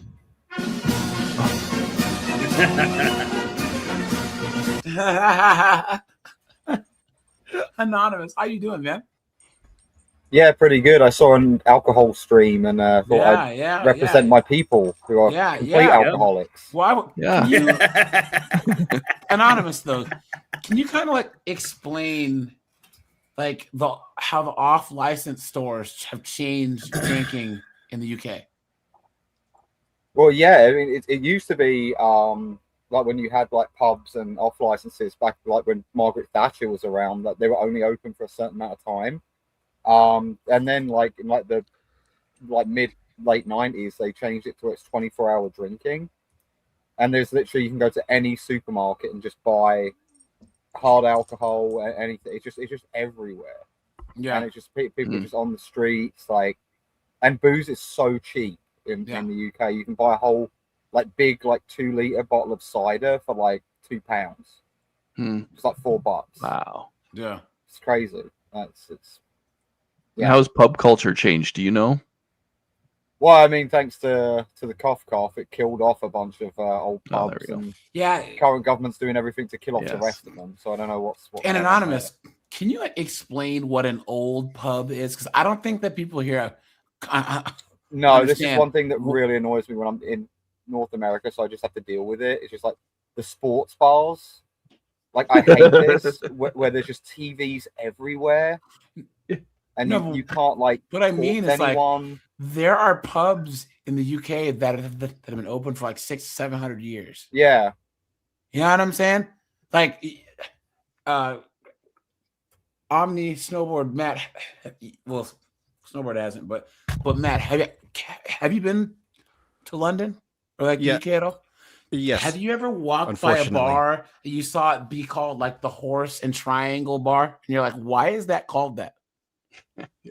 Does anyone know why they have weird names like the Parakeet and Boat Bar? Anyone? No. Because back in the day, people couldn't read, so they have a big picture on the front. It'd say like they have a sign. They literally say like the Horse and Beetle Bar. So it's like iconography. Yeah, and then once people learned how to read, they just took the name and made it words. So it was just like they would just like randomly not randomly, but they would just have 2 pictures or 2 or 3 pictures, like the Three Snakes Bar. You know what I'm saying? It was almost like a coat of arms for each bar. Yes. And then now they go by the actual word name, but like it'll be like the Triangle Horse Bar. You know, and people are like, why is it called that? Because it was called that 700 years ago. You know, there was a pub like near where I used to live, and it was called the Black Boy. Yeah, but people try again. He lived in the hood, by the way. Yeah. He lived in the ghetto. So again, this shows you how stupid people are. They thought it was. It was the only place where they sold 40 ounces. Yeah.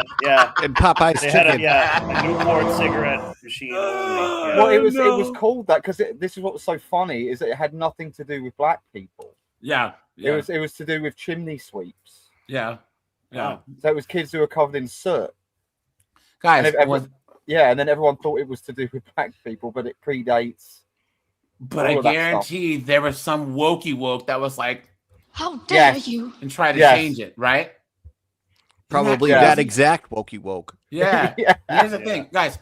Do you guys know what with University of Hawaii mascot is? The meth head? I don't know. The Rainbow Warrior. That's a in other words, the meth head. I was right. No. But all seriousness, the Rainbow Warrior is a mythical Hawaiian, like Gilgamesh style character. You know what I'm saying? Because like these tropical storms, they have the rainbow shows that the storm is over. You know what I'm saying? Yeah. So he would fight off the storms, whatever. So University of Hawaii on.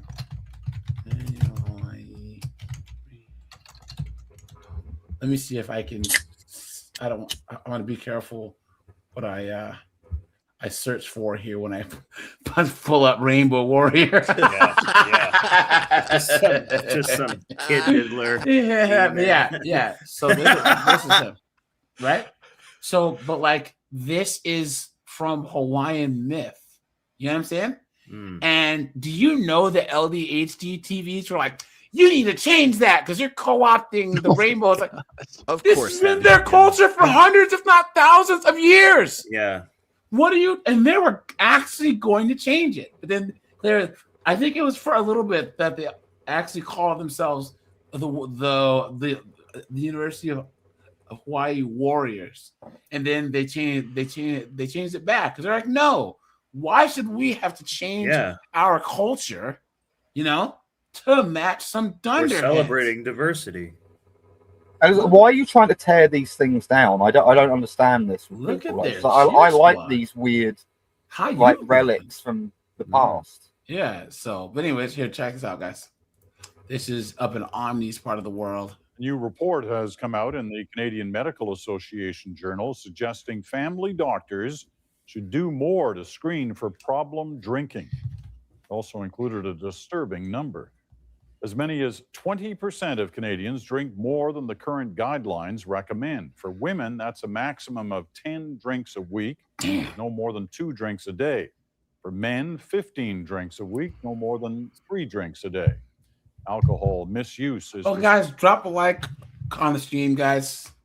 Hit the super chat button. And guys, once again, get your awful mugs and awful shirts, affluent white female urban leftist gear. You can find that in my merch store. So responsible for more than 7% of deaths in Canada.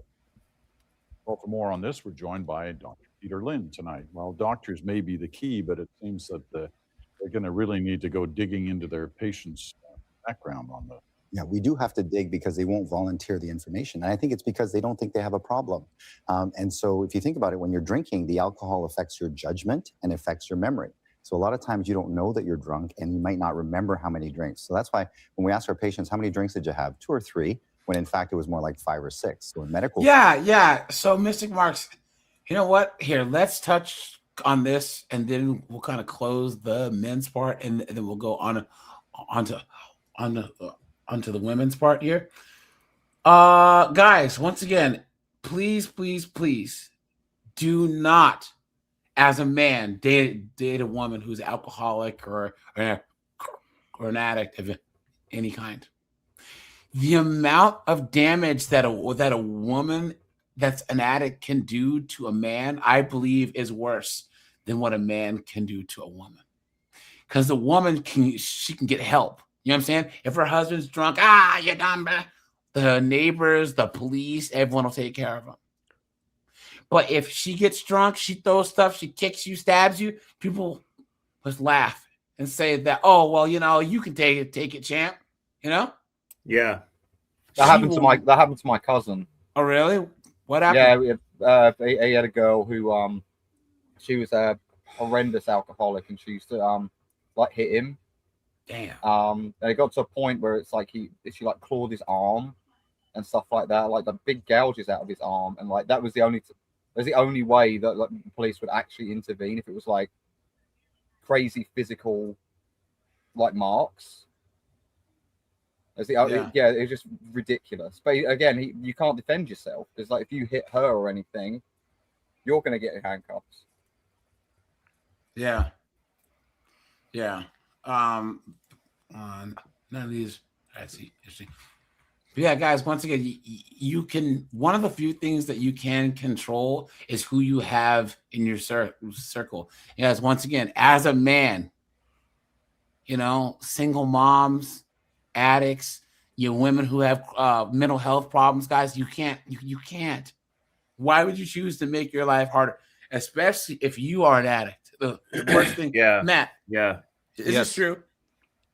Right. Well, that if you are an addict, the last thing that you want to do is date and marry an addict.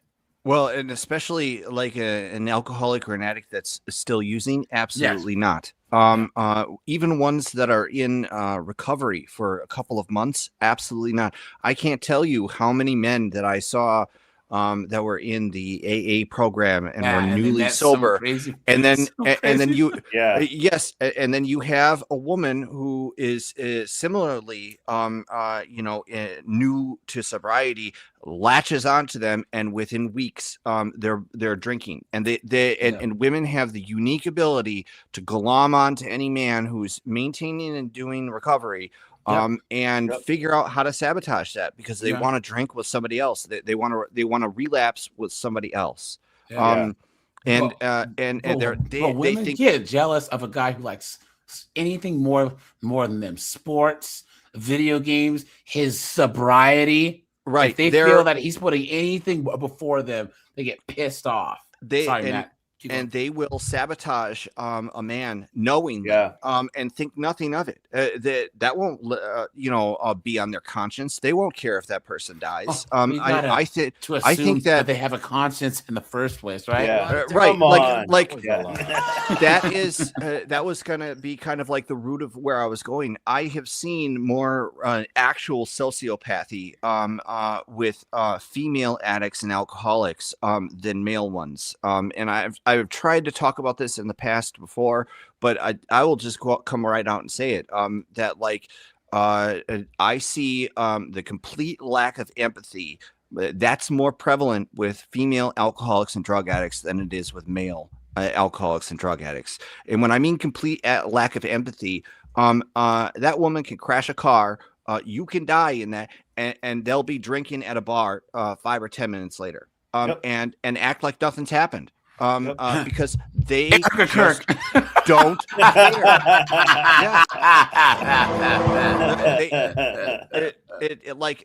You as a man, they don't mind burning you down in order to get what they want.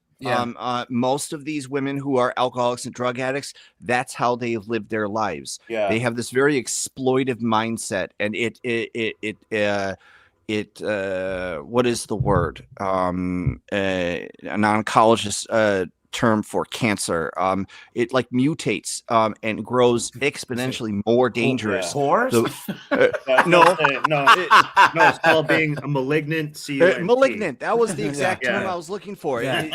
It becomes malignant and transforms into an actual like dangerous thing to be around. And these women really need to spend, minimum like a year, 2 years in sobriety and recovery before they're approaching human beings again. That's honestly no joke. But that would mean they'd admit that they had a fault. Oh yes, you don't enter into recovery unless you can do that. Yeah, and it's like, and I always say misery loves company. Absolutely. And many of these women, they're you want to talk about pernicious snowboard, they will mix sex always with substance abuse. And yes, and that is how the relapse for most of the men that I've been around who relapsed, that's how it began. They started having a physical relationship with these women, and they thought, this is a very natural, normal thing that a man does with a woman, and then the sex got matched with alcohol and drugs. Inevitably, that's what I saw happen in recovery with these women. That's just discovering their sexuality, guys. That's just they discovered that a long time ago. Yeah. Long time before they got to recovery. But that's how the majority of them. Yes, that is how the majority of them. That's how they facilitated their substance abuse. Yeah. Oh, hold on, guys. Sometimes these party girls are kind of fun to be around for a little bit too. Like, guys, Steve says this show's better than going to my VA psychologist. Fact.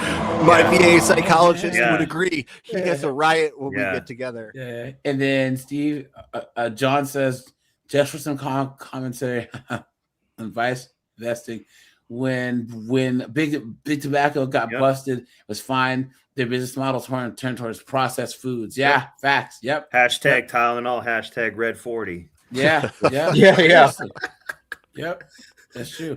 Hey, thanks for the super chats, guys. I really appreciate that. Any and all. Oh yeah, absolutely. And I want my medication, and I want my croutons, please. Oh, there was a female psychologist just then. What's that? I was just saying that sounds like a female psychologist. Yeah. Now, guys, once again, guys, we are not the morality police, guys.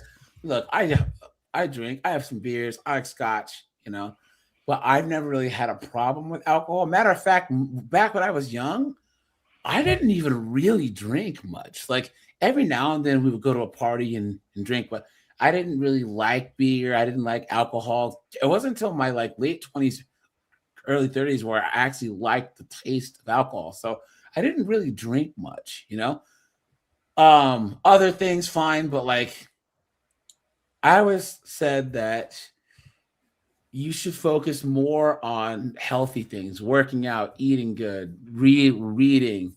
If you have too much time on your hands, guys, the best thing that you can do is spend more of your time making money, monetize your time, get a second job. You know what I'm saying? Idle hands are the devil's playthings, guys. Yeah. A lot of times people do bad things because they're bored. Guys, none That's of us true.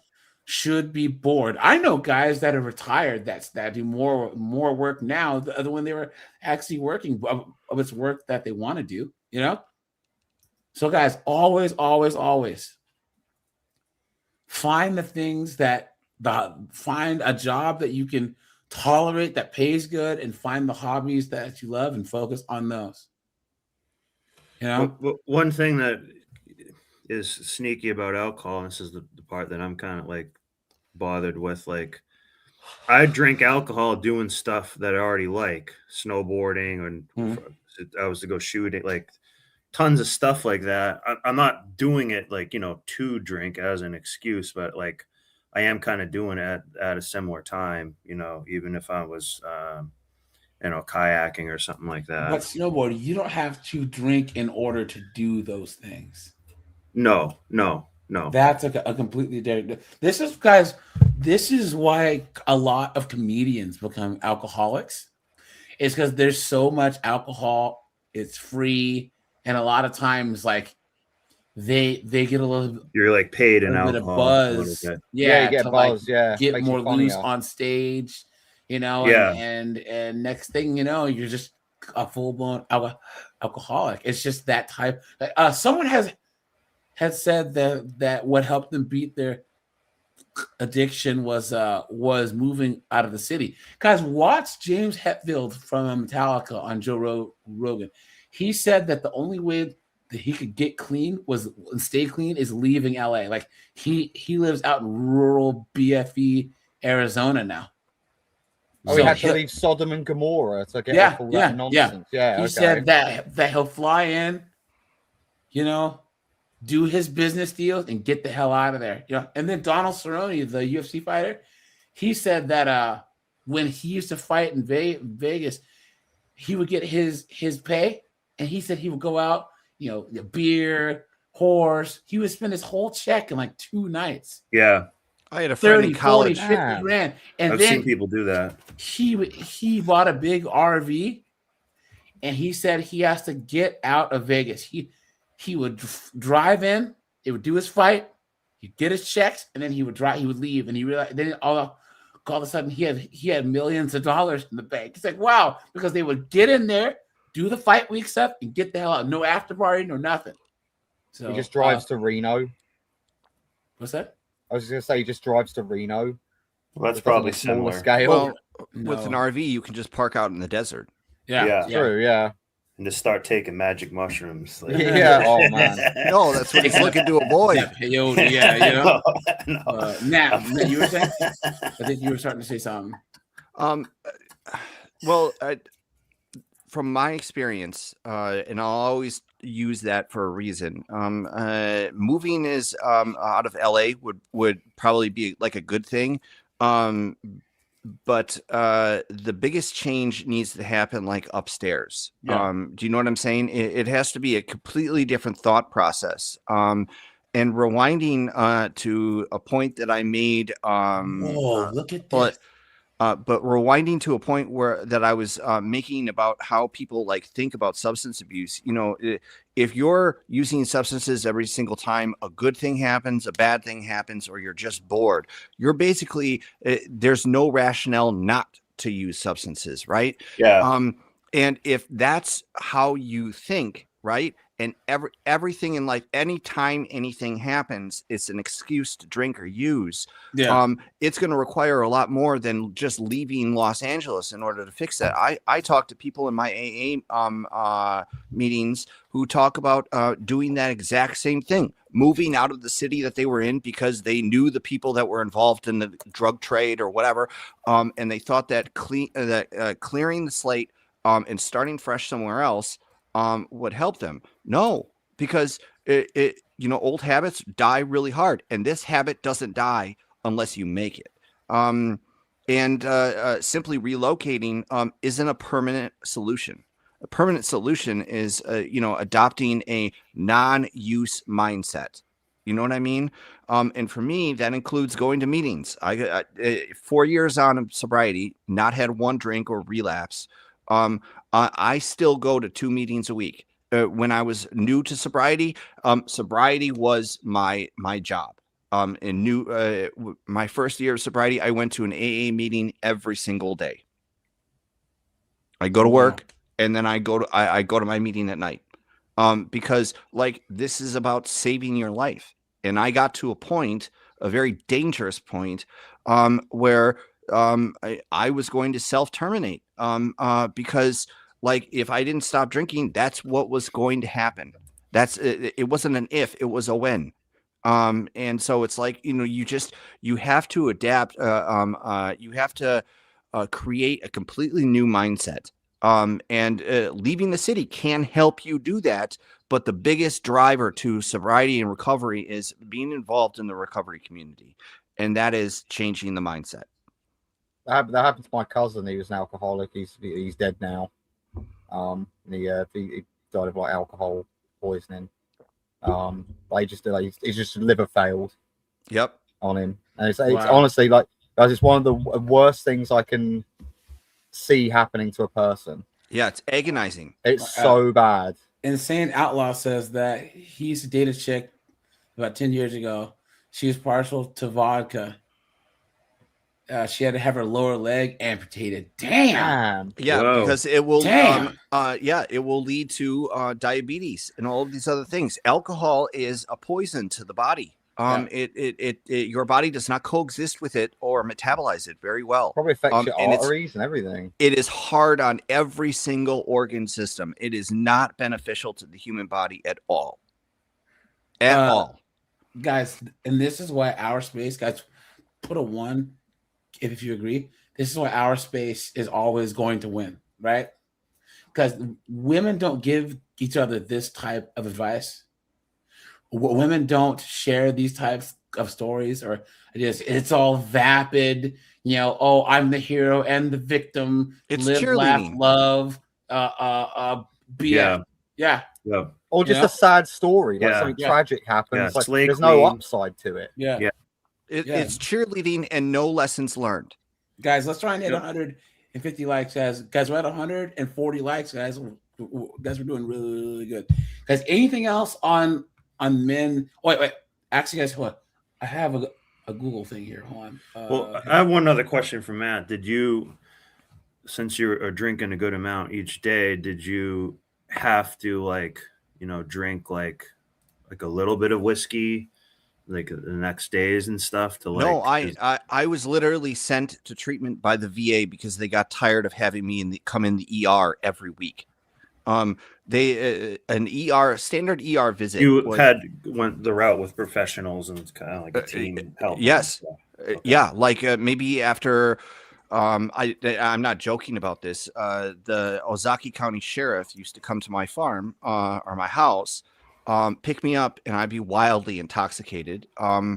and he would drive me, from Ozaki County down to Milwaukee in the VA, and they would admit me to the hospital because I would have a blood alcohol level, 0.4, sometimes 0.5. I mean, just like up there, Yeah, man, that's like comatose.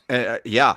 And I'd still be, fighting with security, arguing with the doctors, and hitting on the nurses, and they just did not were you kind of like functional still? Well, that's exactly what I'm suggesting, is that even when other people would have blacked out, I was still fully there, fully engaged, but just wouldn't remember it after, and I just I don't want to get off on that side point. The point was how I got to treatment.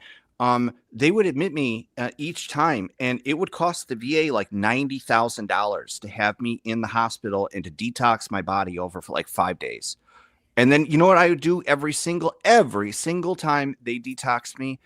That night I'd be drinking. Yeah. No lessons learned. No this change is where in I'm, behavior. I believe in people's freedoms, but like this is the one thing where I'm like, no, Right. you've got to go to some sort of institution because you're going to kill yourself. Well, delete yourself. That is exactly what the VA did. They got so frustrated with me coming in, and all like my last name is I don't know if you guys can tell because I put my name on there very prominently, and how my descriptor. My last name is Hungarian. All of the nurses in the ER knew how to spell my last name by heart because they had written it down on their forms so many times that they had literally that they could recite my last name by heart. And so finally they just said, we're not doing this anymore, and you're going to treatment, and I don't care if we have to lock you in that place. You're staying there for a minimum of 30 days just to give our staff a break. And it took. Wow. I stayed at the treatment. The VA paid for it, 43 days, and I haven't had a drop of alcohol ever since. And I'll never go back to that. No alcohol, no narcotic prescription medications, nothing. I will never go back to any of that. It wasn't even my choice. Almost even to begin starting using narcotics, I had Oxycontin and oxycodone pumped into my bloodstream in a main line after I got wounded in the military. I mean, like that was I was exposed to 30 days of that. Without my conscious knowledge. I was in a chemically induced comatose. Which sucks because I've kind of like wired your brain reward system a little bit without you choosing to do it those times. But yes, but then the women that we talk about are doing fish bowls and shots because they can't stand Chad. You guys look. So look, it says so alcohol use disorder that 1 in 12 men develop it. Compared to 1 in 25, 12.9% of adult men abuse alcoholics compared to 8% of women. So 59% of adult men drink alcohol in the last 30 days versus 47%. Men are 3 times more likely than women to die from alcohol-related causes, representing 75% of the alcohol deaths. While men still have higher rates, the gap in excessive drinking between genders has been shrinking, with some data showing that women's rates are approaching men's. Look, and men are doing the more dangerous jobs and stuff. That's part of why. Guys, since Gen Z isn't drinking much, but the rates of drinking with women is going up. Guys, why? Okay, what's big with Gen Z now? Seltzers and liquor, right? Those buzz balls, those beat boxes, all those are all girly drinks. Yeah. No, but really, like they are. Yeah. Was it beat? They're not drinking the whiskey. This and like vodka and stuff like that. Beat boxes start at 11.1% ABV. These things. Oh yeah, these are these weird. I've never even seen these. Girls drink these. So that's 22 proof. Yeah, if you drink one of these, if you chug one of these, you get a little bit sugar drunk. You're gonna get trashed. Yeah. Yeah. So guys, I had a loco for the first time when I went down to the States. Oh My man. God. My Like, God, yeah. Yeah. I didn't realize how witching. bad they actually banned them, but I was like, They didn't drinking ban those them. kind of a lot. They made them change the formula.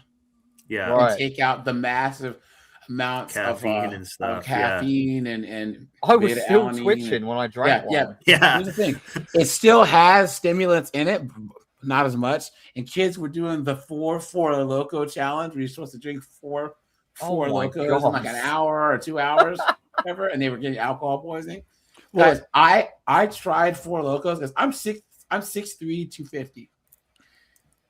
And I drank 1.5 like fairly quick, and I was so trash, dude. It was horrible. Yeah. Like I used to plus drink all the the watermelon sugar. one. Ugh. Yeah. Yeah. And they're As in a the watermelon biggest one, beer it container beats me. I've ever seen. Huh? Yeah. They're in the biggest beer container I've ever seen. Yeah. It's like Yeah. a toxic drum. Oh, we have Crazy. lots of those sizes. Have you ever seen And the bad thing is 40 they're not ounce? like bad if you drank it warm, which is like that's how bad they are. Yeah. Oh, a 40 ounce. Yeah. Isn't that Well- like the malt liquor? Like, Yeah. Ooh. oh my That'll God. get you trashed. Try Yeah. and make it through one of those. Anonymous. Hey, if I'm ever up your way, I'm gonna go to some like hood store in Tacoma on the way up there and try and find you a 40 ounce of oldie. I'll sit on a Do a little porch in like a cultural Slavic exchange. stance. But just make sure Yeah. to roll Slavic. your pant leg up. You gotta bring them some Popeyes chicken too. God, Yeah, what I yeah. need. We just got And you Popeyes said up he's here. just a friend. And Yeah. you said he's just a friend. Oh, baby, you. And then I'll get in an remember that on- argument and have a fist fight with my And neighbor. It's Always Sunny, where like Dennis and D are sitting on their porch drinking 40s. Yeah. Yeah. What I need. But this is the part of alcohol though. Sometimes it's so goddamn fun and awesome. Yeah. Or Yeah, well, it's the problem. I guess, yeah, I don't know. I guess it's different for different people. It's different for different people, exactly. But it can be a lot of fun. Okay, here we go. Beta. Does anyone have tips for stopping alcohol? I pay half my income, taxes, and I'm tired. My recommendation would be AA. Okay. Like straight up. The best advice I could give you on any of the other programs, AA. Just they're free. They're all over the place. It doesn't cost you anything. Will never cost you anything. It has worked for me. It has saved my life. I give a lot of credit to that program. Yeah. So I can't give probably advice. say So just question keep- for you though. keep Wait, busy. guys. Hold on, guys. Matt, what would you say to someone that's too scared to make the leap? I would say that there are a couple of different approaches that have occurred since COVID. If you AA is anonymous, so it's not like they're messy with people's business. You don't even have to use your real name when you went when you go to a meeting. No one's carding people at the door. Do you know what I'm saying? Two, the meetings are a reflection of the people that go to them. So each meeting is going to be somewhat different. There is also so what I'm suggesting there is that if you tried it once and you didn't like how it felt, go to another one. Alcohol and alcoholism is a universal problem. I suggest if it's that much of a problem in your life, then you have to be equally as motivated to find a solution. So keep going to meetings until you find one with a group of people that you enjoy being around and listening to and talking to, most importantly. The other thing is with the advent of the internet and social media, you now can go to an AA meeting using the app that they have. Where they do anonymous meetings for every single different type of substance, 24 hours a day. And you can go to these chat rooms and you don't have to use your camera, just like we're not doing this. Well, like exactly the way that the format is with this show is exactly how they do those meetings. And, you know, people don't, some of them don't use their camera. Some of them don't use their real name. You don't even have to go to a meeting and say anything. You can just say, you know, I'm just here to listen. You don't even have to say that. You can just go and listen, and that's accessible 24 hours a day. So those are options. I would suggest pursuing that to the nth degree. Pursuing the recovery tract with other people who have recovered. That's who you learn from. That will always be to your benefit, and it will never cost you anything. So the limited times that I've like been to them and stuff, I did notice a bit of a kind of a crackhead type crowd, and I kind of said like I don't really want to be around these, even though they were doing a good job and stuff. Like what type of group would you say it would be an ideal? I know everyone's different. What would be like an ideal group? Because some of those people probably might actually have a lot to say too. So there's two major groups in the recovery community. One is NA, and that's Narcotics Anonymous, and then there's AA. I would suggest AA. That tends to be like, for example, I go to a group called Impaired Professionals, and that's other people in the professional field who are in the recovery process. And the better meetings sounds like a good one. The better meetings are always the meetings that have the people who have the most consistent sobriety in them. Yeah, that's what I want. So like, I started going to meetings, and I met my sponsor the first meeting that I went to, and he had 11 years of sobriety, and he was another teacher. So I like right off the bat, we kick things off because we had education in common. Matt, yeah. And if I could cut it, Beta, here's the thing, bro. It sounds like you've already taken the first step, and you realize that that you have an issue, guys. Whether it's your mental health, your actual health, where like you figure out that you're just fat as shit. You once you realize there's something wrong.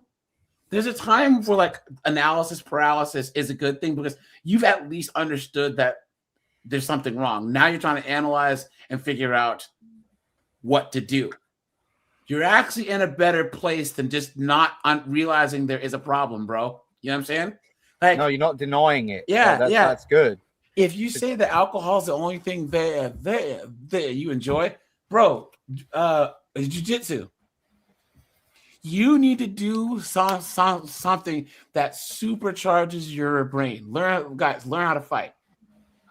I cannot stress enough how much martial arts, kickboxing, boxing, jiu-jitsu, physical exercise. But once again, struggling and bettering yourself against another person. Yep. That feeling is you have guys that kind of get addicted to that. My neighbor, right when I moved, he started doing jiu-jitsu, and he was doing it twice a day. He was kind of that adrenaline junkie type. He was a skater back in the day, but when you're all beat up and sweaty and that your brain getting in that heightened combat situation state, there's not much that'll do that to your brain. So that could actually get all that nervous energy out. You know what I'm saying? So give it a try, man. How would you access the Impaired Professionals one, Matt? Or is that just your local thing? Yeah, you can. Well, that's a local group that meets near me. But you can go online and look up all of the AA groups that meet near you. You can look it up by region and all of that, and find the different groups that meet from a distance from your house. And it'll map out every group in 100 miles. And you'll be shocked to see how many churches and synagogues and city centers are very supportive and have these meetings, but they just don't openly talk about them or advertise them because it's an anonymous organization. Yeah. Like, it's not that they lie about it, but they just don't acknowledge that these meetings happen within their walls. Yeah. But it's in my opinion, it's an extremely beneficial organization. Yeah, because I've seen it before. Go ahead. X says AA is awesome. It helped him, even though He was with him for 4 months. Hey man, Carlos X, man. Hey, congratulations on your sobriety too, man. You know, all right, man. You know, guys, I think all of us know people. This is why, guys, put a 1 if you agree. This is the most tolerant part of the internet. I don't care what anyone says. All of us guys that are here, we've simped, we've made bad decisions, we've done all these bad things. But guys, once you're here, and you are accepted. That's just the way it works, man. You know what I mean? Guys, all the wokey wokes, the feminists, all these idiots that are trying to disqualify you and cancel you for the things you said 10 years ago, or because you support the wrong cause, whatever. Guys, once you're here, you know? And guys, as long as you are bettering yourself and taking the time to come to places like this and help other guys get better, you are welcome here, and you always will be. Beta says, thanks. Since he has ADD, he has to take amphetamines to get stuff done. Well, that's a little bit different if you have ADD. So, but yeah, man, I would try, doing some type of like power lifting, jujitsu, something physical to kind of activate your brain in the way that like going out and drinking or whatever does, you know? So let me see. And can I just mention something, AJ, real quick? Yeah. That if people have any questions or concerns about substance abuse or participation in AA or any of that stuff, anything related to it, right? I'm in AJ's Discord channel, and you can always reach out to me privately, and I'm not messy with people's business. I help people with substance abuse, and that's not like limited to my professional, like what I do, right? So anybody that's having an issue with that or has questions about getting into recovery, if you have a problem, you can always reach out to me on AJ's Discord channel for free, and we can talk about things privately if you're having a problem. What he talked about in being a community, this is a real thing, right? And this is just something that I can throw out there. I will always support any single person that is suffering with substance abuse the way that I was, and is looking for a way out. Absolutely. Yeah, because I remember 2 or 3 of my friends just said that this is the point where you're just tired. You're just tired of just the whole. It's like being in Groundhog's Day. Yeah, it's the same day over and over and over and over and over again. Guys, here once again, you can hit Matthew up in the Discord. It's his name that's on the screen. Here, Matt, can you drop your Discord name in the? Let me get my phone real quick. In the thing here, and then It'll also be the tiger picture too. It's an easy way. And guys, here, go to Matt's Twitter. Matt, can you drop your Twitter in the private chat? My Twitter is what's shown on the screen at Lingel Matthew. My Discord is let me pull up your Twitter so I can get the link.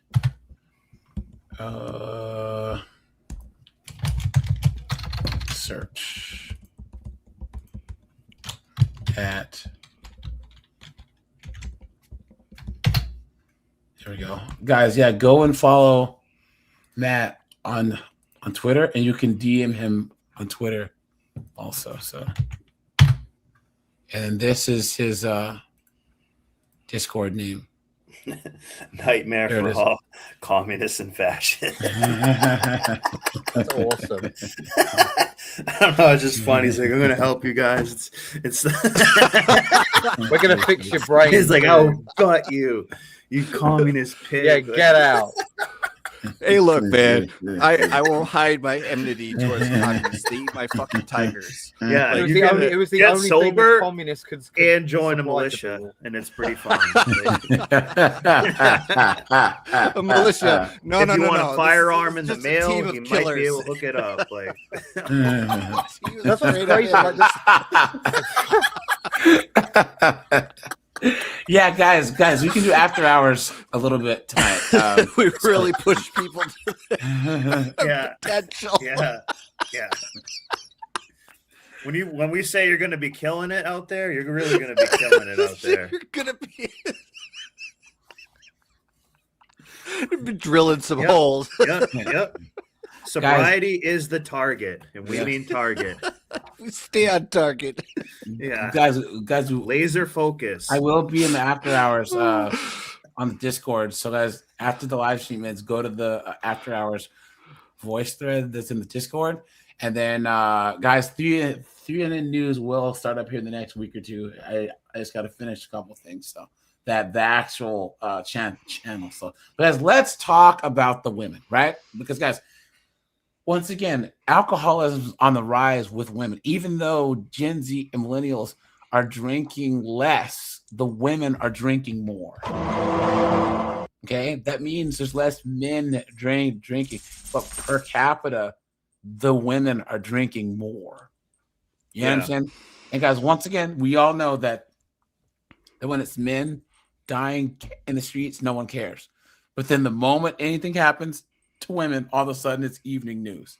You know? Hands across America. Yep. Here in Portland today, we want to take up this. Now, you've probably seen these on Facebook. They're kind of making light of women enjoying that glass of wine at the end of the day. Tonight's forecast, 99% wine. Hey, pass the wine. It's been one of those weeks with the huge wine glass. They make us smile, but, you know, we're getting a warning today from the clinical director of Hazelden If you combine the words wine and dinner, the new word is winner.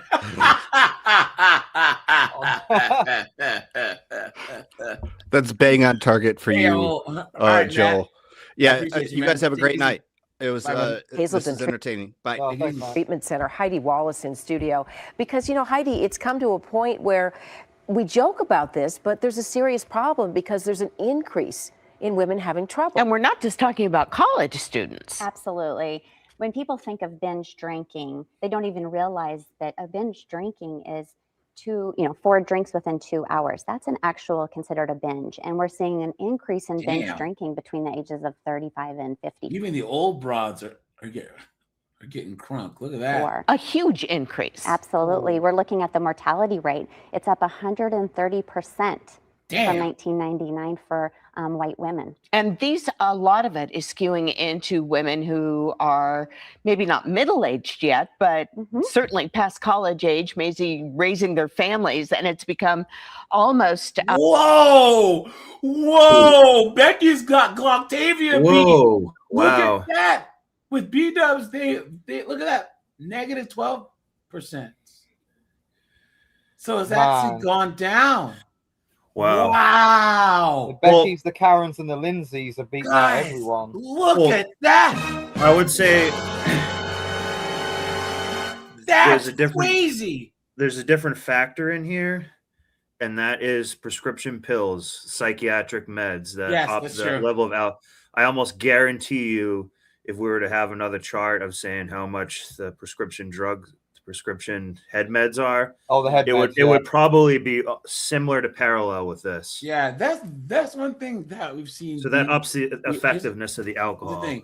That's one thing we've seen these B-dubs fighting the cops just cause, but we've seen the Karens fighting the cops because they were drunk and they were on Zoloft and everything. Entitlement makes sense. Yeah. But I'm saying the Hispanics don't do a ton of that, and that's why that is where that is. Like, I'd actually say Hispanics probably drink a little bit more, but they're not drinking on Zoloft, Effexor, Lexaho, and shit. And you got to think about like how many of these chicks are college girls that get drunk and fall off a balcony. Yeah, they'll trip sorority and fall and stumble get into their head on traffic. Guys, do you realize how many people? And I just had this thought. You know how many people fall down, just trip and fall and hurt themselves, like have a hardcore injury? Guys, think of this. Yeah. Asphalt and concrete. What in nature is as hard as concrete? We're supposed to be walking on grass, dirt, soil. You know what I'm saying? Like even in like ancient Europe and stuff. they would have some cobblestone streets. Well, other than that, they were on dirt paths. You know what I'm saying? So like you would trip and fall and you land in the grass, or you land in the dirt, the mud. Now we have concrete. Usually I've seen people trip and fall, bang, hit their head, and they're unconscious. Yeah. You know? But human beings are the only thing in the animal kingdom that can break a bone when it falls from its own, like, you know, stance. Did you guys know that? Oh, really? I didn't know. Yeah. So if you have like a giraffe fall down, a horse fall down, a hippo, you know, you name it. If that falls down from its own height, it will not break its bones. Humans can. That's interesting. Yeah. And I think also maybe it wasn't always like that, because you look at elderly people, like where I'm at, there's ice everywhere, and always that's how some old lady will get taken out. She's walking down her stairs, trips, gets taken out. It could be where we were but it also might be that we're not well, we're overweight, but also too, like our bones may not be as mineral dense and stuff as they were. But either way, I'm just saying we're the only thing in the animal kingdom that if you fall from just your own, you know, regular stance or height. I don't know, Snowboard. We've seen B-dubs get hit by cars and take it like a champ. Yeah, You know what I'm saying? bounce, yeah. When a B-dub gets mad, you can hit her with like a Mack truck, and they'll like and they'll bounce straight up. Yeah, Marte, like what's up, dude? What's up, fellas? Hey, man. Do you see this percentage change in alcohol-related deaths with women? White women up 130% since 1999, and this is in 2015. So imagine how much higher this is now. Black women is actually down, but look at white chicks. And once again, it's just the wine mom stuff, and then you know all the head meds, Zoloft, Lexapro. You know what I'm saying? A lot of them are in college, banging freaking frat boy Chad. You know. I'm just curious because there has to be a distinction that I don't see here between conservative women and liberal women. I bet you that this is 98% liberal women. That's true. Guys, for the one, if you agree, Beta says he can't walk. He slipped down the steps, damaged both feet. Oh, man. I hope you get better, man. Yikes, man. One of the worst videos I ever saw was this gymnast. She was doing her floor routine and she did like this full flip thing, and she landed in both the tops of her feet landed wrong and just destroyed her ankles. So, but thanks for the $5, man. Seriously, garlic croutons, dude. A rite of passage, right? Everybody gets together, the moms get together, and out comes the wine. Absolutely. Guys, at what point do you think they blame us men? Right? All the time. I'm saying at some point in this conversation, they will blame us. And we're seeing social media is also playing into that, and marketing is playing into that as well. Because from it's so true, AJ. Yeah, from Portland, home of the other white meat, as Tom Likas said. He always said because all the big ugly feminists are in Portland, so he always called it Portland. As the social media is increasing with normalizing that, where that might reduce stigma, it's actually increasing. We believe it could absolutely be having an impact on women and the disease and those suffering with substance use disorders. And that's what I said, guys, this is one of the only times where they can say like women reach out for help less than men.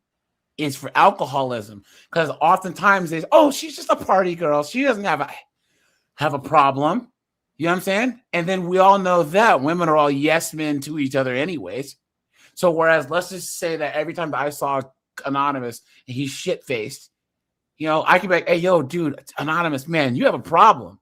You know, but if one of them says, I think Becky has a problem, guys, because what do all of these chicks say? Right? How dare you? You know what I'm saying? It's like, no, I'm dude. fine. Don't judge me. I just want to have fun. Queen. Yeah. The wine industry is playing to this specifically and putting out products with names like Mommy's Time Out. That's created by women. Yeah. You'll see that on social media. Skinny too. jeans. I want to challenge people. Mommy's sippy cup. What an autistic. This Mommy's, is autistic stuff. mommy's sippy cup. Oh my, God. Jesus. This man. is like millennial decor right here. This Skinny is, jeans. Media too, you know, I want to challenge people to think about when I put this It should kind be of called message like out divorce. there, what does it send to other people, and not in a way to It shame should just be called cheating. Yeah. Mommy's blackout. moms or to shame other people. No. Basically, make it everyone call the kid ain't yours.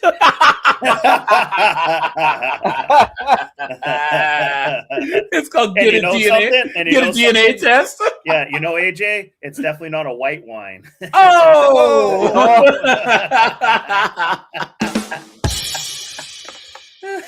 Oh no.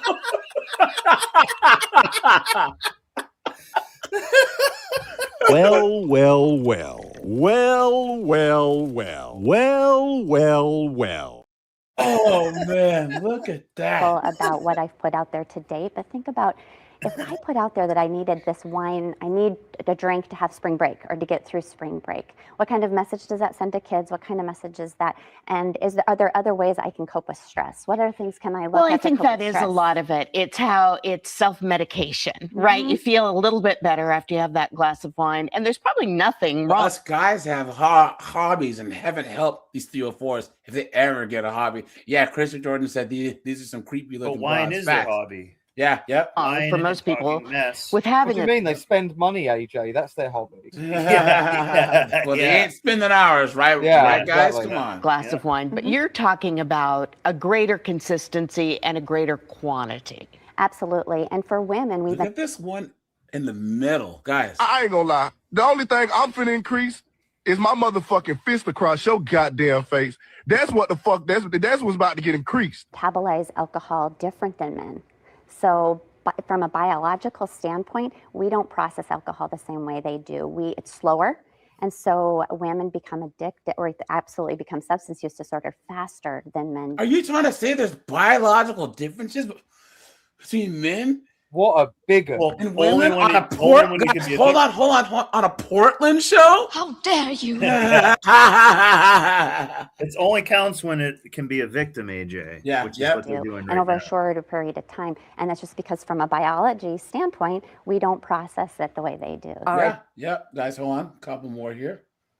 That's I think this CBS woman's News. a right-wing extremist, AJ. Like, Yeah. this is... All right, well, bottomless brunches and mommy wine culture are more popular than ever. Now, some new data shows that alcohol use among women, especially those in their late 20s and 30s, is on the rise. And sadly, more and more women are dying from alcohol-related causes and illnesses. Fox Medical Team's Dr. Mike joining us live to talk more about this. Good to see you, Dr. Mike. How are you?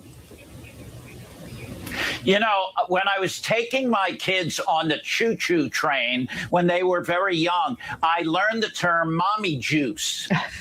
Everybody had mommy juice with them. I'm not going to say what it was, but it wasn't orange juice. I can tell you that. All right. So this guy thinks it's open mic night at the local. Yeah, I friggin', know. Yeah. Why does that mannequin in the dive bar. background look so sus? It does. It's Look at creepy. it. Yeah.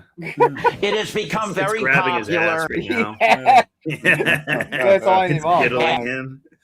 And women in particular, the numbers have gone up, and with that, the associated morbidity and mortality from excess alcohol use. And now we see an uptick of about 35% increased deaths for women. So it's a major issue and something we need to talk about and people need to think about if they're drinking a lot. Okay, so let's talk about that. Two things. What is a lot for a woman? Does it go based on your body type or how much you weigh? And also, Dr. Mike, why specifically women? Why are women more at risk than men? Well, let's answer that first. So women tend to absorb more alcohol and they metabolize it slower than men. And so that is a setup for women having an increased risk of cirrhosis compared to men, an increased risk of cognitive decline compared to men, and an increased risk of alcohol cardiac issues like alcoholic cardiomyopathy. That's where so much alcohol increases the size of the heart. Damn, now, I to didn't know answer that. the first question, if I had the answer as to who might develop cirrhosis even with one glass of wine a day, I would be up for the Nobel Prize. There are people like Frank Sinatra who had a fifth of Jack Daniels every day, and he lived into his 80s, but yet I have had patients who have small amounts of alcohol and they end up developing cirrhosis. So no one knows the answer to that yet. El Castigator says that women drinking alcohol is another form of PP. Envy, they want to engage in the same activities as men but fail miserably. Facts, guys. Once again, they see all these guys partying, having fun. You know, what is it, at the Bills games where they jump off the cars onto the tables and bust stuff. You know what I'm saying? And they want to go out there and do it too. All this. I am woman, Yeah. hear me roar, in numbers too big to ignore. Anonymous. Yep.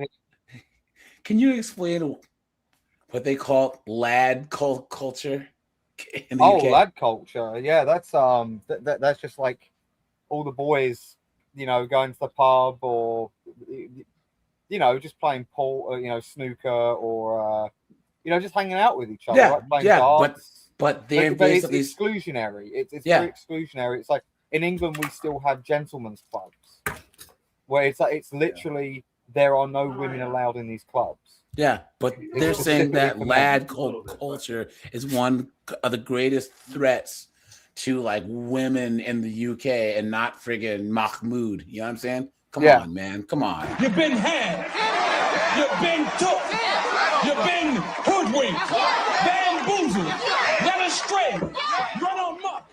That's what's so funny. Their whole religion is exclusionary for women. Yeah. Excludes them from lots of things. Yep, that's true. When it comes to alcohol, limit the use. I tell people, try not to drink during the week, all right? And mocktails. No longer are you walking around with a Sprite or a 7-Up. You're.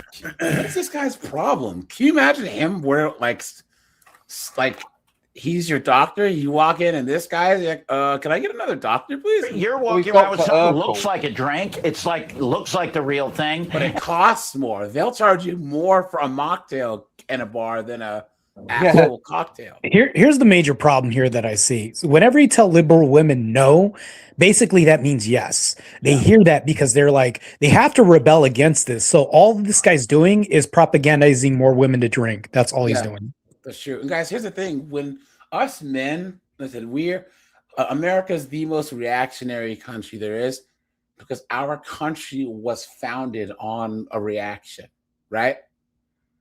Anonymous, sorry, bro, but we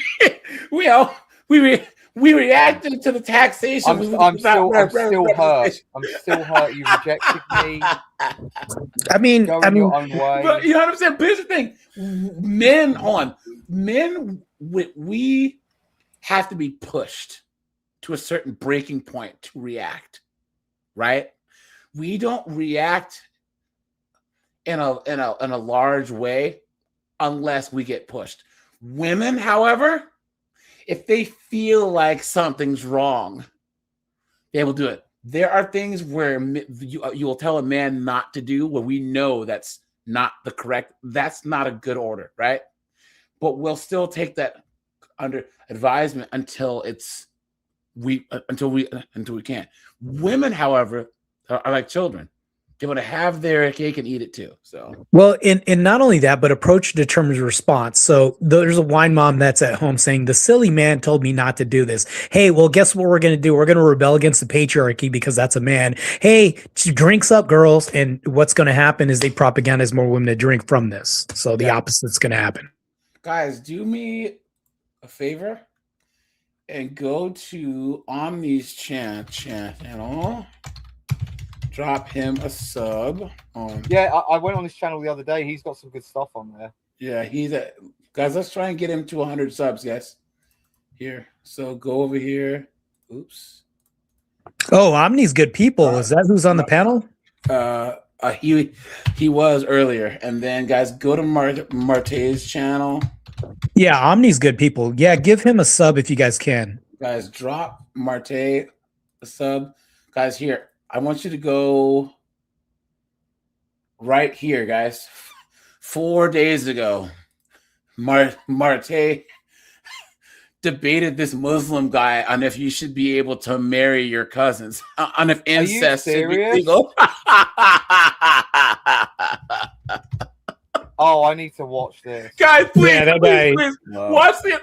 First of all, Marte obliterates this guy because this guy is honestly trying to argue that it should be okay to marry your cousin. So And he's one doesn't of he the even low say like IQ brothers and people. sisters too?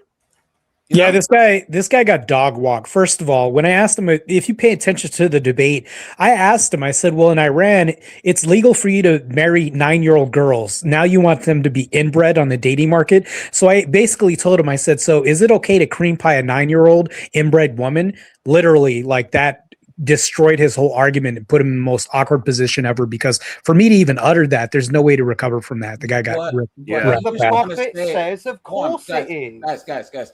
He was trying to come at Marte for saying that there's scientific evidence that inbreeding is harmful, causes harmful genetic diseases. The guy was like, "What? Now you're talking about atheism and science?" And it's like, no, this is just science.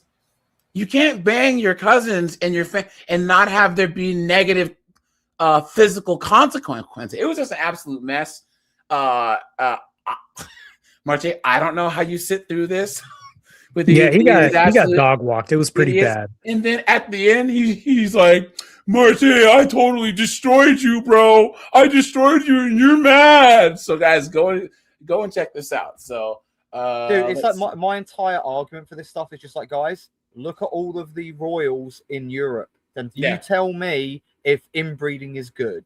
Yeah, like the Habsburg dynasty, I brought that up. Their bloodline ended because their genetic imprints infolded on each other, and they basically destroyed their bloodline. It ended, decimated themselves. It causes hemophilia, all these like problems. Yep, all Just that. Name it. Yep. Guys, let's go here. So, guys, never, ever, ever, ever, ever date a chick who's an alcoholic. A junkie, who's mentally ill. Don't do it, guys. You can't save her. If Jesus can't save these Theo4s, you can't save them either. You know what I'm saying? Don't do it, guys.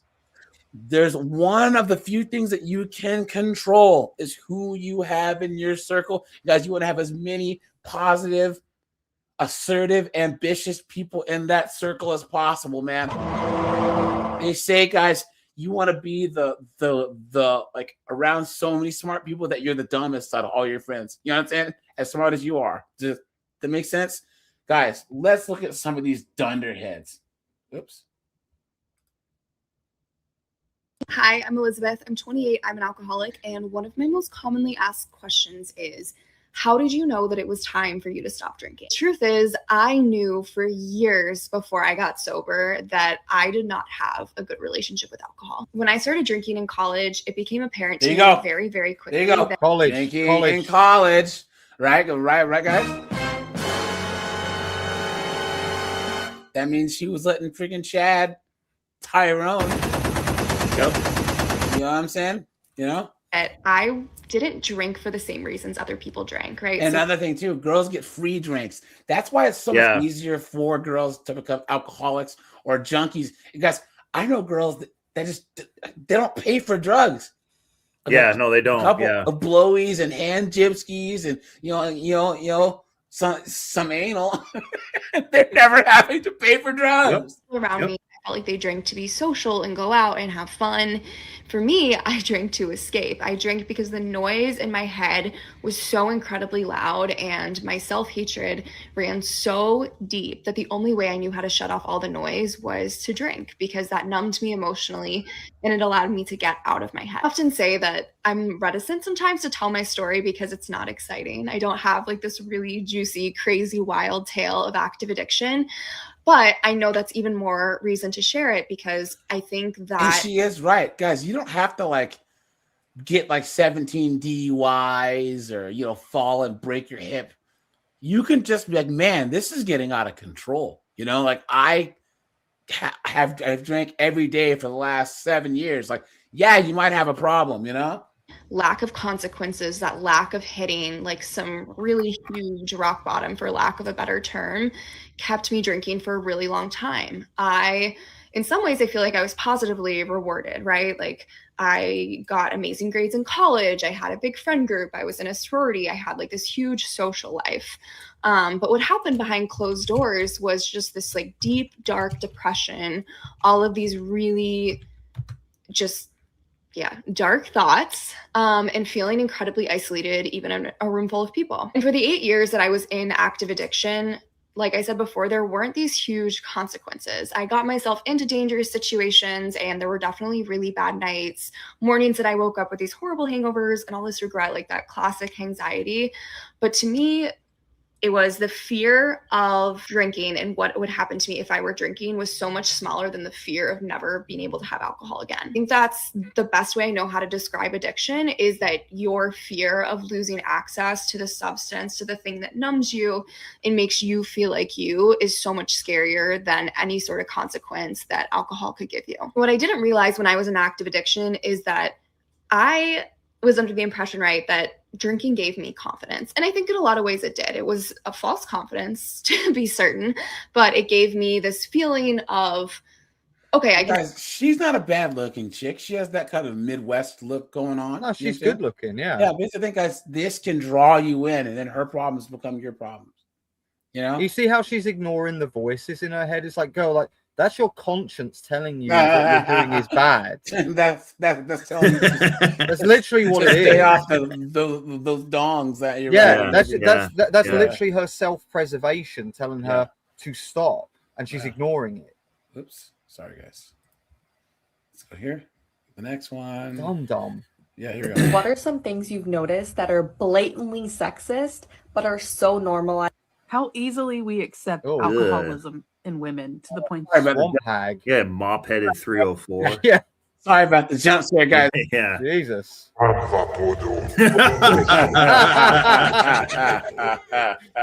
Sorry, guys. What are some things you've noticed that are She's hot blatantly right here. sexist but are so normalized? How easily we accept alcoholism. Like Danny in DeVito if women, it was a to the point chick. that we make light of it. I am directly referencing wine moms. And, you know, it's a thing that we label as local or basic or chuggy. But when you really look at the whole scenario, a lot of these women are married to a literal man-child.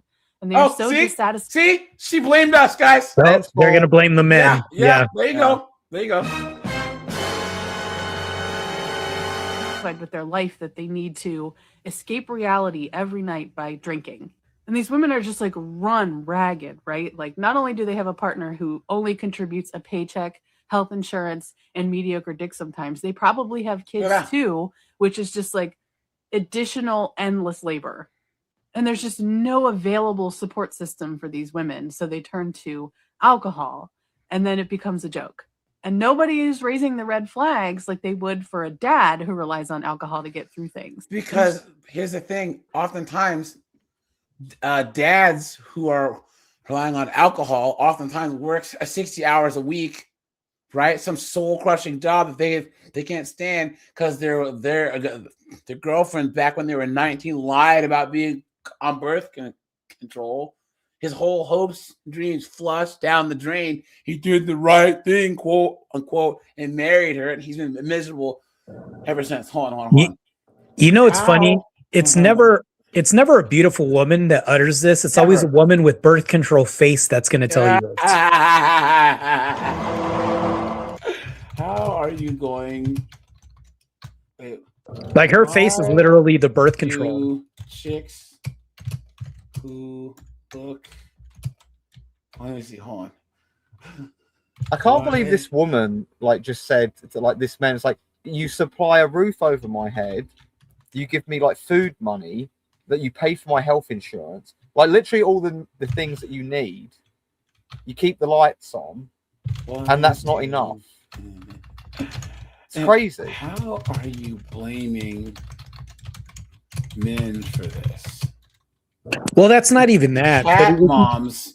if you take away men, the than- alcohol industry vanishes. But then if you take away the alcohol industry, they'll complain that they'll never have their escapism. So you're damned if you do. All the moms- ugly ones will hold on, complain guys. that we don't get beer. Guys, goggles. hold on. Cat moms drink more than anyone else. Is that the mom? Is that men's fault too? You are a clown. No. And you hate men because you were. Oh wait. And you hate men. Wait, you are a clown. Chicks that look like you hate men. Yeah. 150 dead on. Laughing face. Post.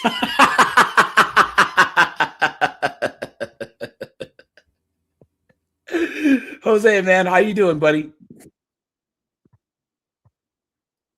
Whoever just joined. Cruz?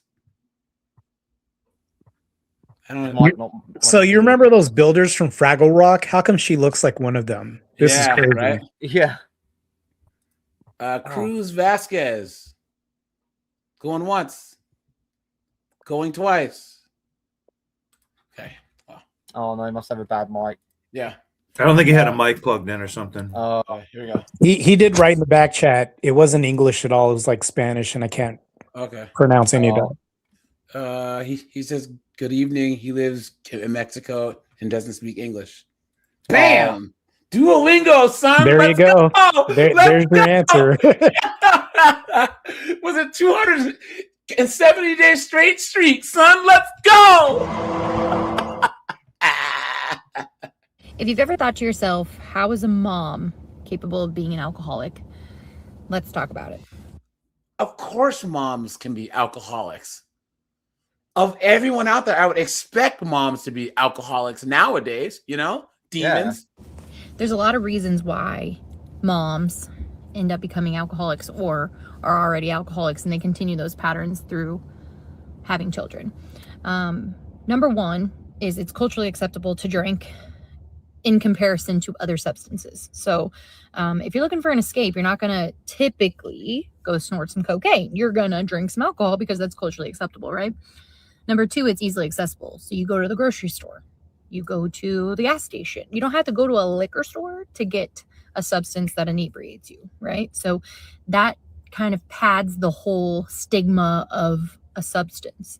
You don't have to do anything sketchy. Yeah. Insane said it the best. Adam said to Eve, we have eternal life, we walk with God, we have everything. And it still wasn't enough for Eve. You guys, that's where I honestly think that the mental gymnastics starts with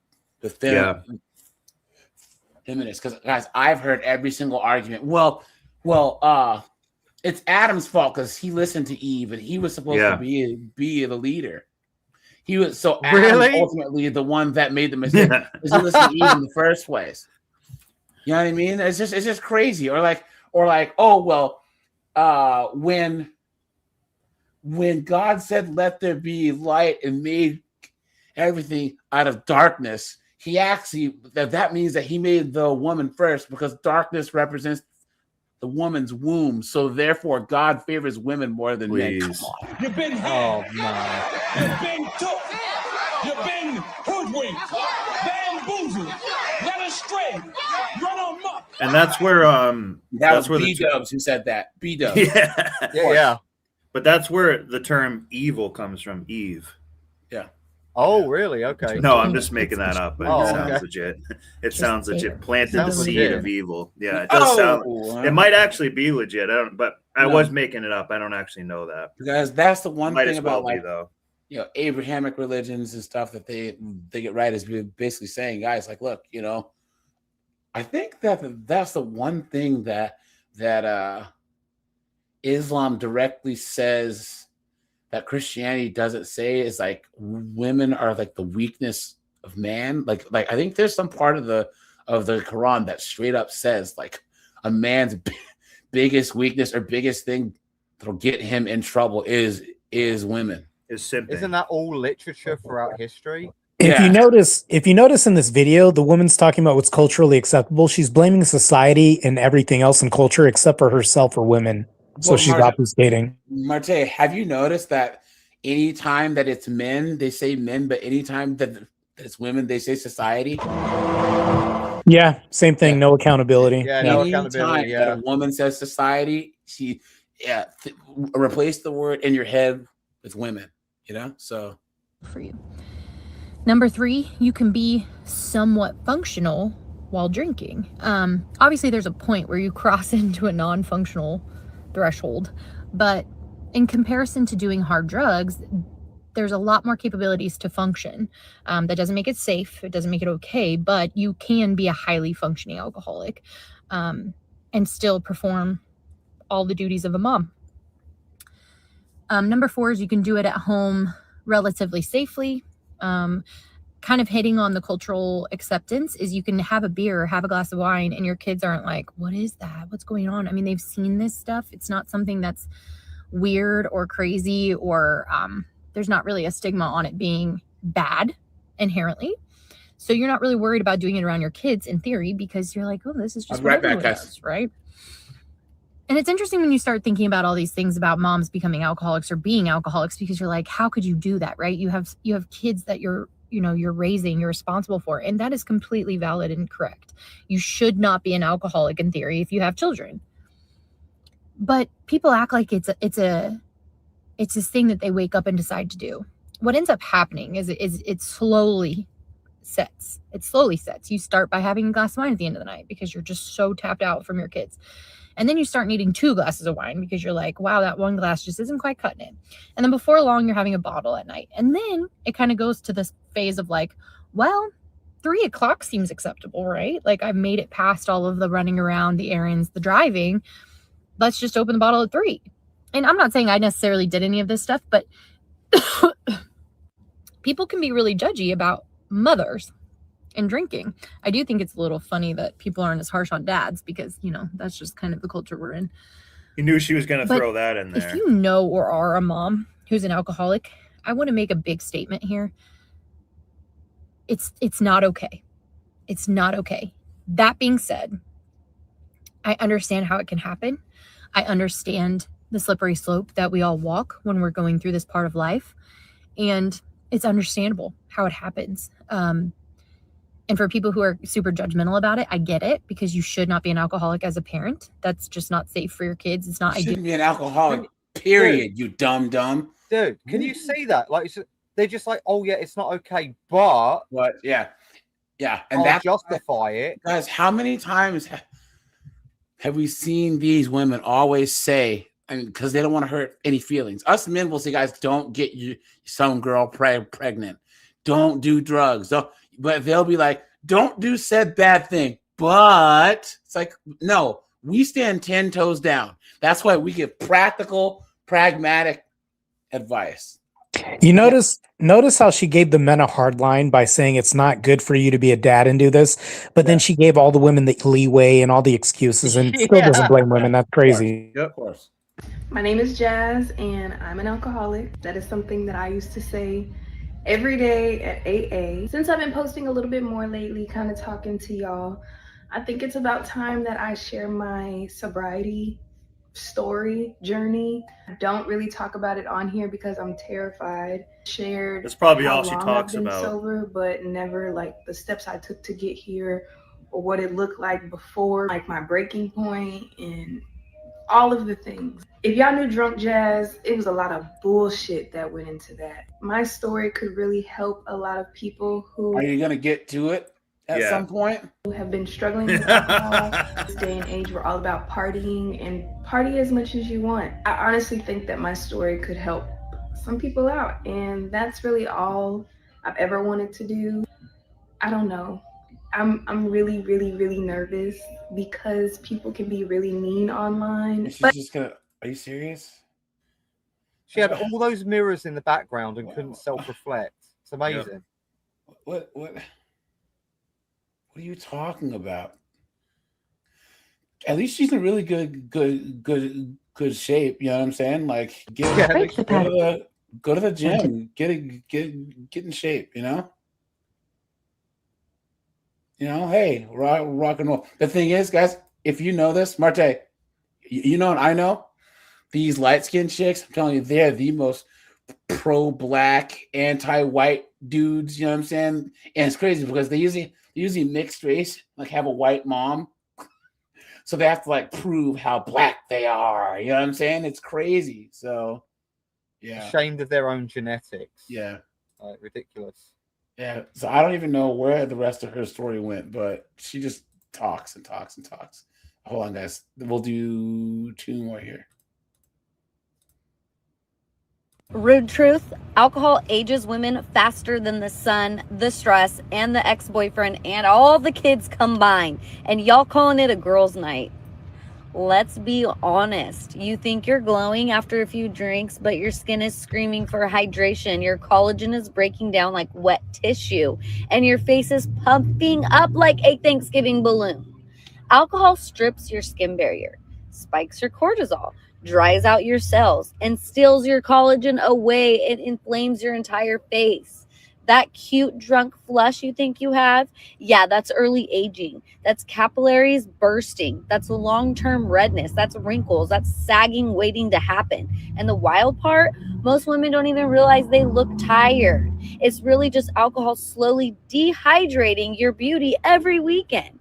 If you want to age slower, look hotter, glow harder than every girl in the room, stop drinking. Sobriety doesn't just save your life, it saves your face. Be honest. Have you ever looked in the mirror after drinking and thought, what the fuck happened to me? Comment yes or no. No, they were still at Chad's house when they were doing it too. You know, looking at drinking in a day. How much I was drinking in a day. It's crazy to think that this was my life over 2 years ago for a very long time. This was how I lived. I lived each day planning my day around my alcohol consumption. My day would start off waking up first thing in the morning. I'd go down and I would take a shot of whatever I had, whether that was wine out of the bottle or a shot of vodka, just to hold me over until 10 a.m. when the liquor store opened. I'd go to the liquor store and I'd buy 3 of the mini cheapest bottle of vodka that I could find. I would take 2 of those and I'd pour them into a big cup with Gatorade. That would hold me over for a few hours. Once I ran out of that, I would pour the 3rd to hold me over for the remainder of the day until about 4 o'clock, when I thought that it was socially acceptable for me to start drinking wine at home. I would drink almost 2 bottles of wine a night. The anxiety that I would have from the thought of running out of alcohol was too intense.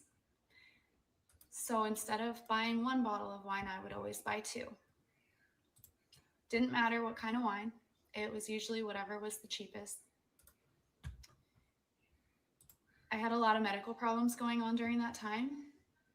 I went to see a cardiologist. I had to have an ultrasound of my liver. I saw other doctors, but refused to admit that any of those problems were being caused by my alcohol consumption. Look at that. My body was so physically dependent on alcohol that if I stopped drinking for any amount of time, I would begin withdrawing. I could not handle the withdrawals, and so I would continue drinking. I would get to points where I would have a lump in my throat that I felt like I wanted to throw up because my body was trying to rid itself of the poison that I kept ingesting. Sorry about that, guys. And to mask that, I Oh would drink. no. I was at the point in my addiction where I was drinking from the minute that I woke up in the morning, Damn. all the way through the day until I passed out at night. Every social function that I attended had to have alcohol. I could not fathom going to a restaurant that didn't serve alcohol. My entire life for a long time was planned out according to my alcoholism. And what an exhausting life to live that was. How much I was drinking in a Guys, day. once again, she's always going to be an alcoholic, always. And here's the thing about women, man. They're always in their feelings. They're always in their emotions, right? And it will become your problem. There's It's gonna no take one reason. argument. Yeah. Here, we'll end here, guys, and then we'll switch gears. To right wrongs. It's how President Biden explains pardoning thousands of people convicted of simple marijuana possession going back to 1970. This is only for federal convictions, but A WRT lot of good Nancy that 37. with all the state convictions that were going like good old Sleepy Joe doing jack crap. You know what I'm Sleep at the saying? Not wheel. doing anything. Yeah. That's Oh, Canada. At 37. Yeah. People in jail. Yeah. I was homeless and had done things only a few people really know about. Stephanie Miller. Yes. Yeah. Yeah, she was out on them streets. Yeah, guys, we all know what Yeah, what she was doing. Y'all want to ask me what I'm doing? I'm outside hoeing. I work at hoeing. Y'all want to know what company I work at? I work at hoeing. That's the company I work at, hoeing. Never imagined that she'd be asked to share her story of recovery from alcohol addiction to countless. But it's true. But she should just say that's what that she does. too. She's trying to like be classy about it. She actually like we know that, but actually we would still laugh. But if I was I was out engaging in the oldest profession. Yep. Yeah. Bee jibbers, and more bee jibbers. It's beyond comprehension how blessed I am. I had the chance to talk to Stephanie before the event, who says she didn't realize she was an alcoholic until COVID hit. And then she got a DUI, which created more issues. Having the simple misdemeanor, I did get passed up for a job that I was actually overqualified for. And they were really excited to bring me on. And because it had not been 5 years since my DUI, they passed on me. This is the reality for millions of Americans. About 1 in 3, or 77 million people living in the U.S. have a criminal record. Those numbers come from the Bureau of Justice Statistics. This means they have a hard time finding. She's now celebrating more than a year of sobriety. The icing on the cake, she works at Dove Recovery House, a shining example of the importance of getting a second chance. Damn, guys. Yeah. But anyways, let's switch gears here, guys. Anything else on this topic before we switch gears?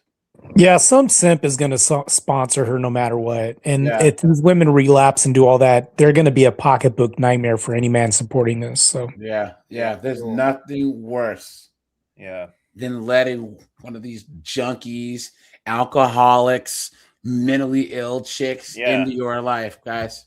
At least when she was on the streets, she had to work for it. Now she's just getting rewards and stuff like that. You've got to find a good group of dudes. Like honestly, get a good hobby. Like honestly, like me and AJ, like do Warhammer. Yeah, that's one of the best ways to meet guys who are actually got stuff going on. Yeah, you're saving money, they're doing good things, and it's just chilling with the dudes, man. It seems like you'd want to get wicked high to play Warhammer and paint them and stuff. Nah. It's honestly, when you paint them, it's almost like a meditation. Yeah. You get into a zone when you do something, not even that, do something creative. Yeah. Paint, write. Yeah, learn the guitar, work on that old Chevelle that you bought. You know what I'm saying? Well, not even that. If you look at women that hang out each other and they're going to go out, they'll lie to each other. They'll say, no, you're going to get that 10-foot tall king and all this other stuff. Meanwhile, guys will be realistic with each other. Hey, you're an alcoholic. You need to stop that shit. Yeah. But women will rarely be honest with each other. Yeah, for sure. Yeah. And they don't ever do anything. That's the thing. Whenever they're hanging out, they're not doing a hobby or in that where they're building. Never. They're just honestly just wasting time. Well, they'll lie to each other. They'll lie to each other and then talk shit behind their back. So there's a distinction between men and women. Yeah. Insane says he never drank, but he smoked a lot of weed. He got clean 20 days ago, 10 more days, and he'll have done a month. Now he plays PC games. Hey, congrats, man. Whatever. Good for you. Weed is one of the worst. Honestly, for me, like weed is one of the worst things because it makes you okay with being lazy. Yeah. I just don't like any chemical having any type of power over me. You know, it's just not moderation. Anyway. But like if you abuse it, it's like terrible. Yeah. And smoking weed is bad for the heart too. Not only that, but the reason why I don't drink personally is because I can't fight good if I'm drunk. Like I'm not aware of my surrounding, my situational awareness plummets. And it's like, if you're in a situation where you need to defend yourself, you're not as competent. So Yeah. And I've seen dudes get wrecked in bar fights. It's like, bro, what are you doing? It's like, that's like I'm serious. Fights if you're Guys, I'll drink at a bar, but I don't really get drunk. Like, but here's the thing: a lot of men who have since realized that we can't get sloppy drunk in public because so many bad things could happen to us. You could ruin your life just by getting sloppy drunk and then having to call the cops and you get a public intoxication charge. Yeah. Just like you got to know what kind of drunk you are. It's like if I get drunk, I'm like a nice drunk. Like, Me too. I just want to be a friend and like. But then you get people who are just like mean. Yeah. You know what? If you like that, no. Girls will go out either and get shit faced more than men, obviously because they aren't paying for their own drinks. But girls are more willing to go out and get blackout drunk. You know what I'm saying? And a lot of guys, we really don't. Every now and then you have that one or two assholes who does, you know. But I just don't. I never thought it was a good idea to go in public, especially being a 6'3" black dude and getting just trashed. You know what I'm saying? It's just not a good idea, man. We're gonna see you on one of those police videos. I know. Yeah. I know. He's wearing a World Star t-shirt. Guys, let's quoting Dave switch gears Chappelle. here, guys. Here we go. I didn't do anything. He stepped out of the car.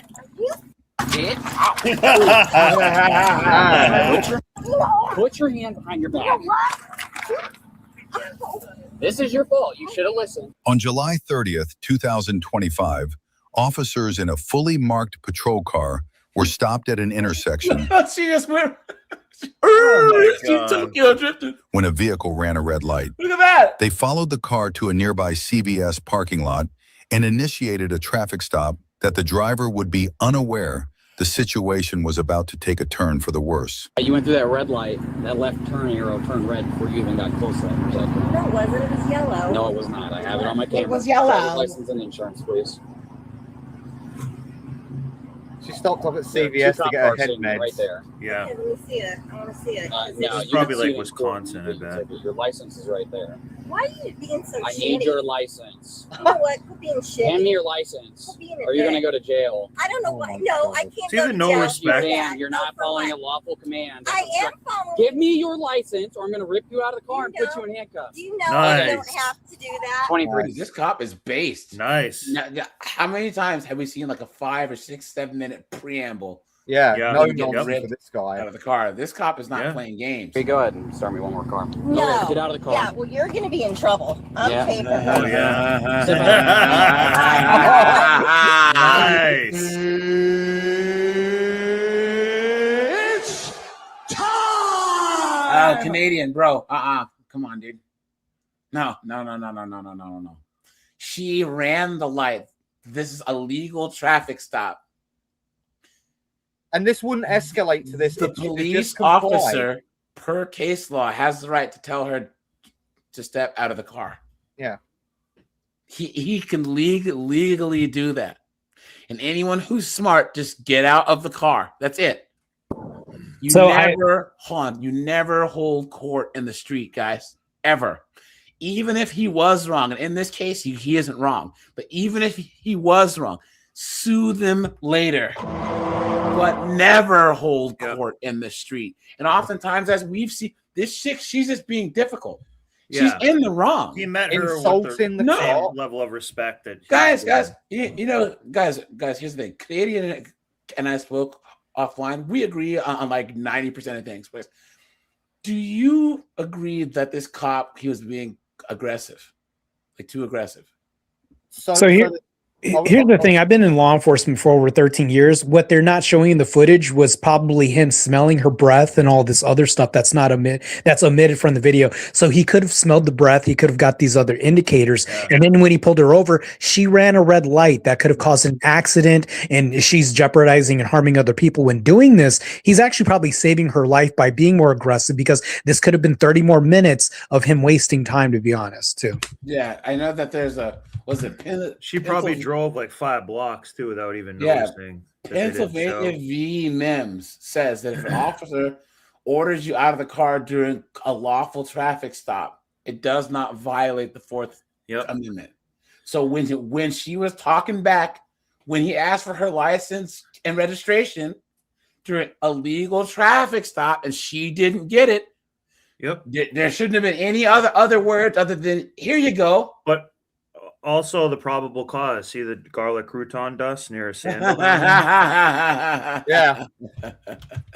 I will say, like, in like Canada. Absolutely. And I want my medication and I want my croutons, please. I was gonna say in Canada, I do notice when people get stopped, they're quite honestly, they're very, even when someone's drunk, they're pretty polite. I will say this about Canadians. Yeah. There's none of this aggressive like arguing with the cop. Yeah. I've done towing for like nine years. I've never seen. Actually, the only people I've seen with is like women, and they're absolutely wasted. Yeah. I'm on methadone. My methadone. So thank you very much. It's one of my neighbors. Stepping out of the fucking car. I didn't do anything. He stepped out of the car. Get out, pig. Put your hands on your back. This is your fault. You should have listened. Put your hands behind your back, because now you're going to jail. Put your hand on your back. Bullshit. You stroked my shoulder, you asshole. Guys, put a 1 if you think, because this was July 2025, that in the last, 6 months, that she's probably been chasing ICE officers around at some point, you know? Doesn't she seem like the type? Yeah. Stop resisting. Did you see that one kid who got hit in the eye with like a rubber bullet? He's like, I'm blind in one eye.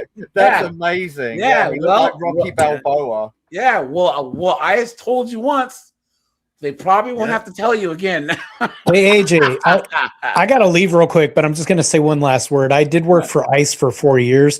And here's the other thing. When they were honking and blocking an investigation that we had, it was because of a child predator that we're trying to arrest in an undercover scheme. They were actually protecting a child predator 3 years ago when we were doing a sting. So these liberals don't understand what they're impeding. So that's crazy. Yeah, they all think it's like Jose who like does the gardening. Or something. Marte, we actually covered a news story once where it was these people were blocking these people, and they were plainclothes officers, and they were like, guys, we aren't even ICE, we're was it the Bureau for Protecting Children? We don't believe you. It's like, hey, guys, wouldn't it be nice if these people gave this much effort showing out for homeless veterans? You know what I'm saying? Or attending a job. Yeah. You know what? You're a dick. This is bullshit. I didn't do anything. Give me your other arm. To warrant this. I can't. You broke it. It's broke. Did. It is. I'm not kidding. If your shoulder was broken, you'd be in agony. I hope it is, right, guys? That'd be nice. All right, I gotta go, man. You guys take care. I appreciate you letting me on the panel, man. Very based guys, by the way, too. Yeah, appreciate it. Man. Take it easy, guys. Oh, I need 2 arms. I got fake knees. The rod on my back and 2 rotator cuffs. Okay.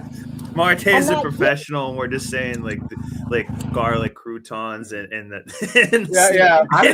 all his meat. No, I'm just kidding. Guys, he's pretty. Everyone go over there and drop Marte a sub. He does a lot of debates, and he cooks these idiots. But if you watch his channel, you guys know why I just can't do debates.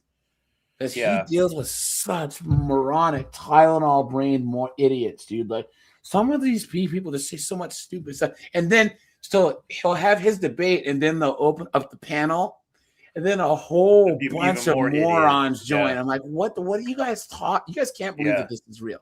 I'd love to debate these people because I'm one of these guys that doesn't get tired from like arguing with people. Yeah, guys, I love it. Here is Marte's channel here. Let me, guys, drop him a sub, man. Sick. He's actually been blowing up. Marte, here, okay, which is good. Yeah, check him out, man. Is he like Hawaiian or something?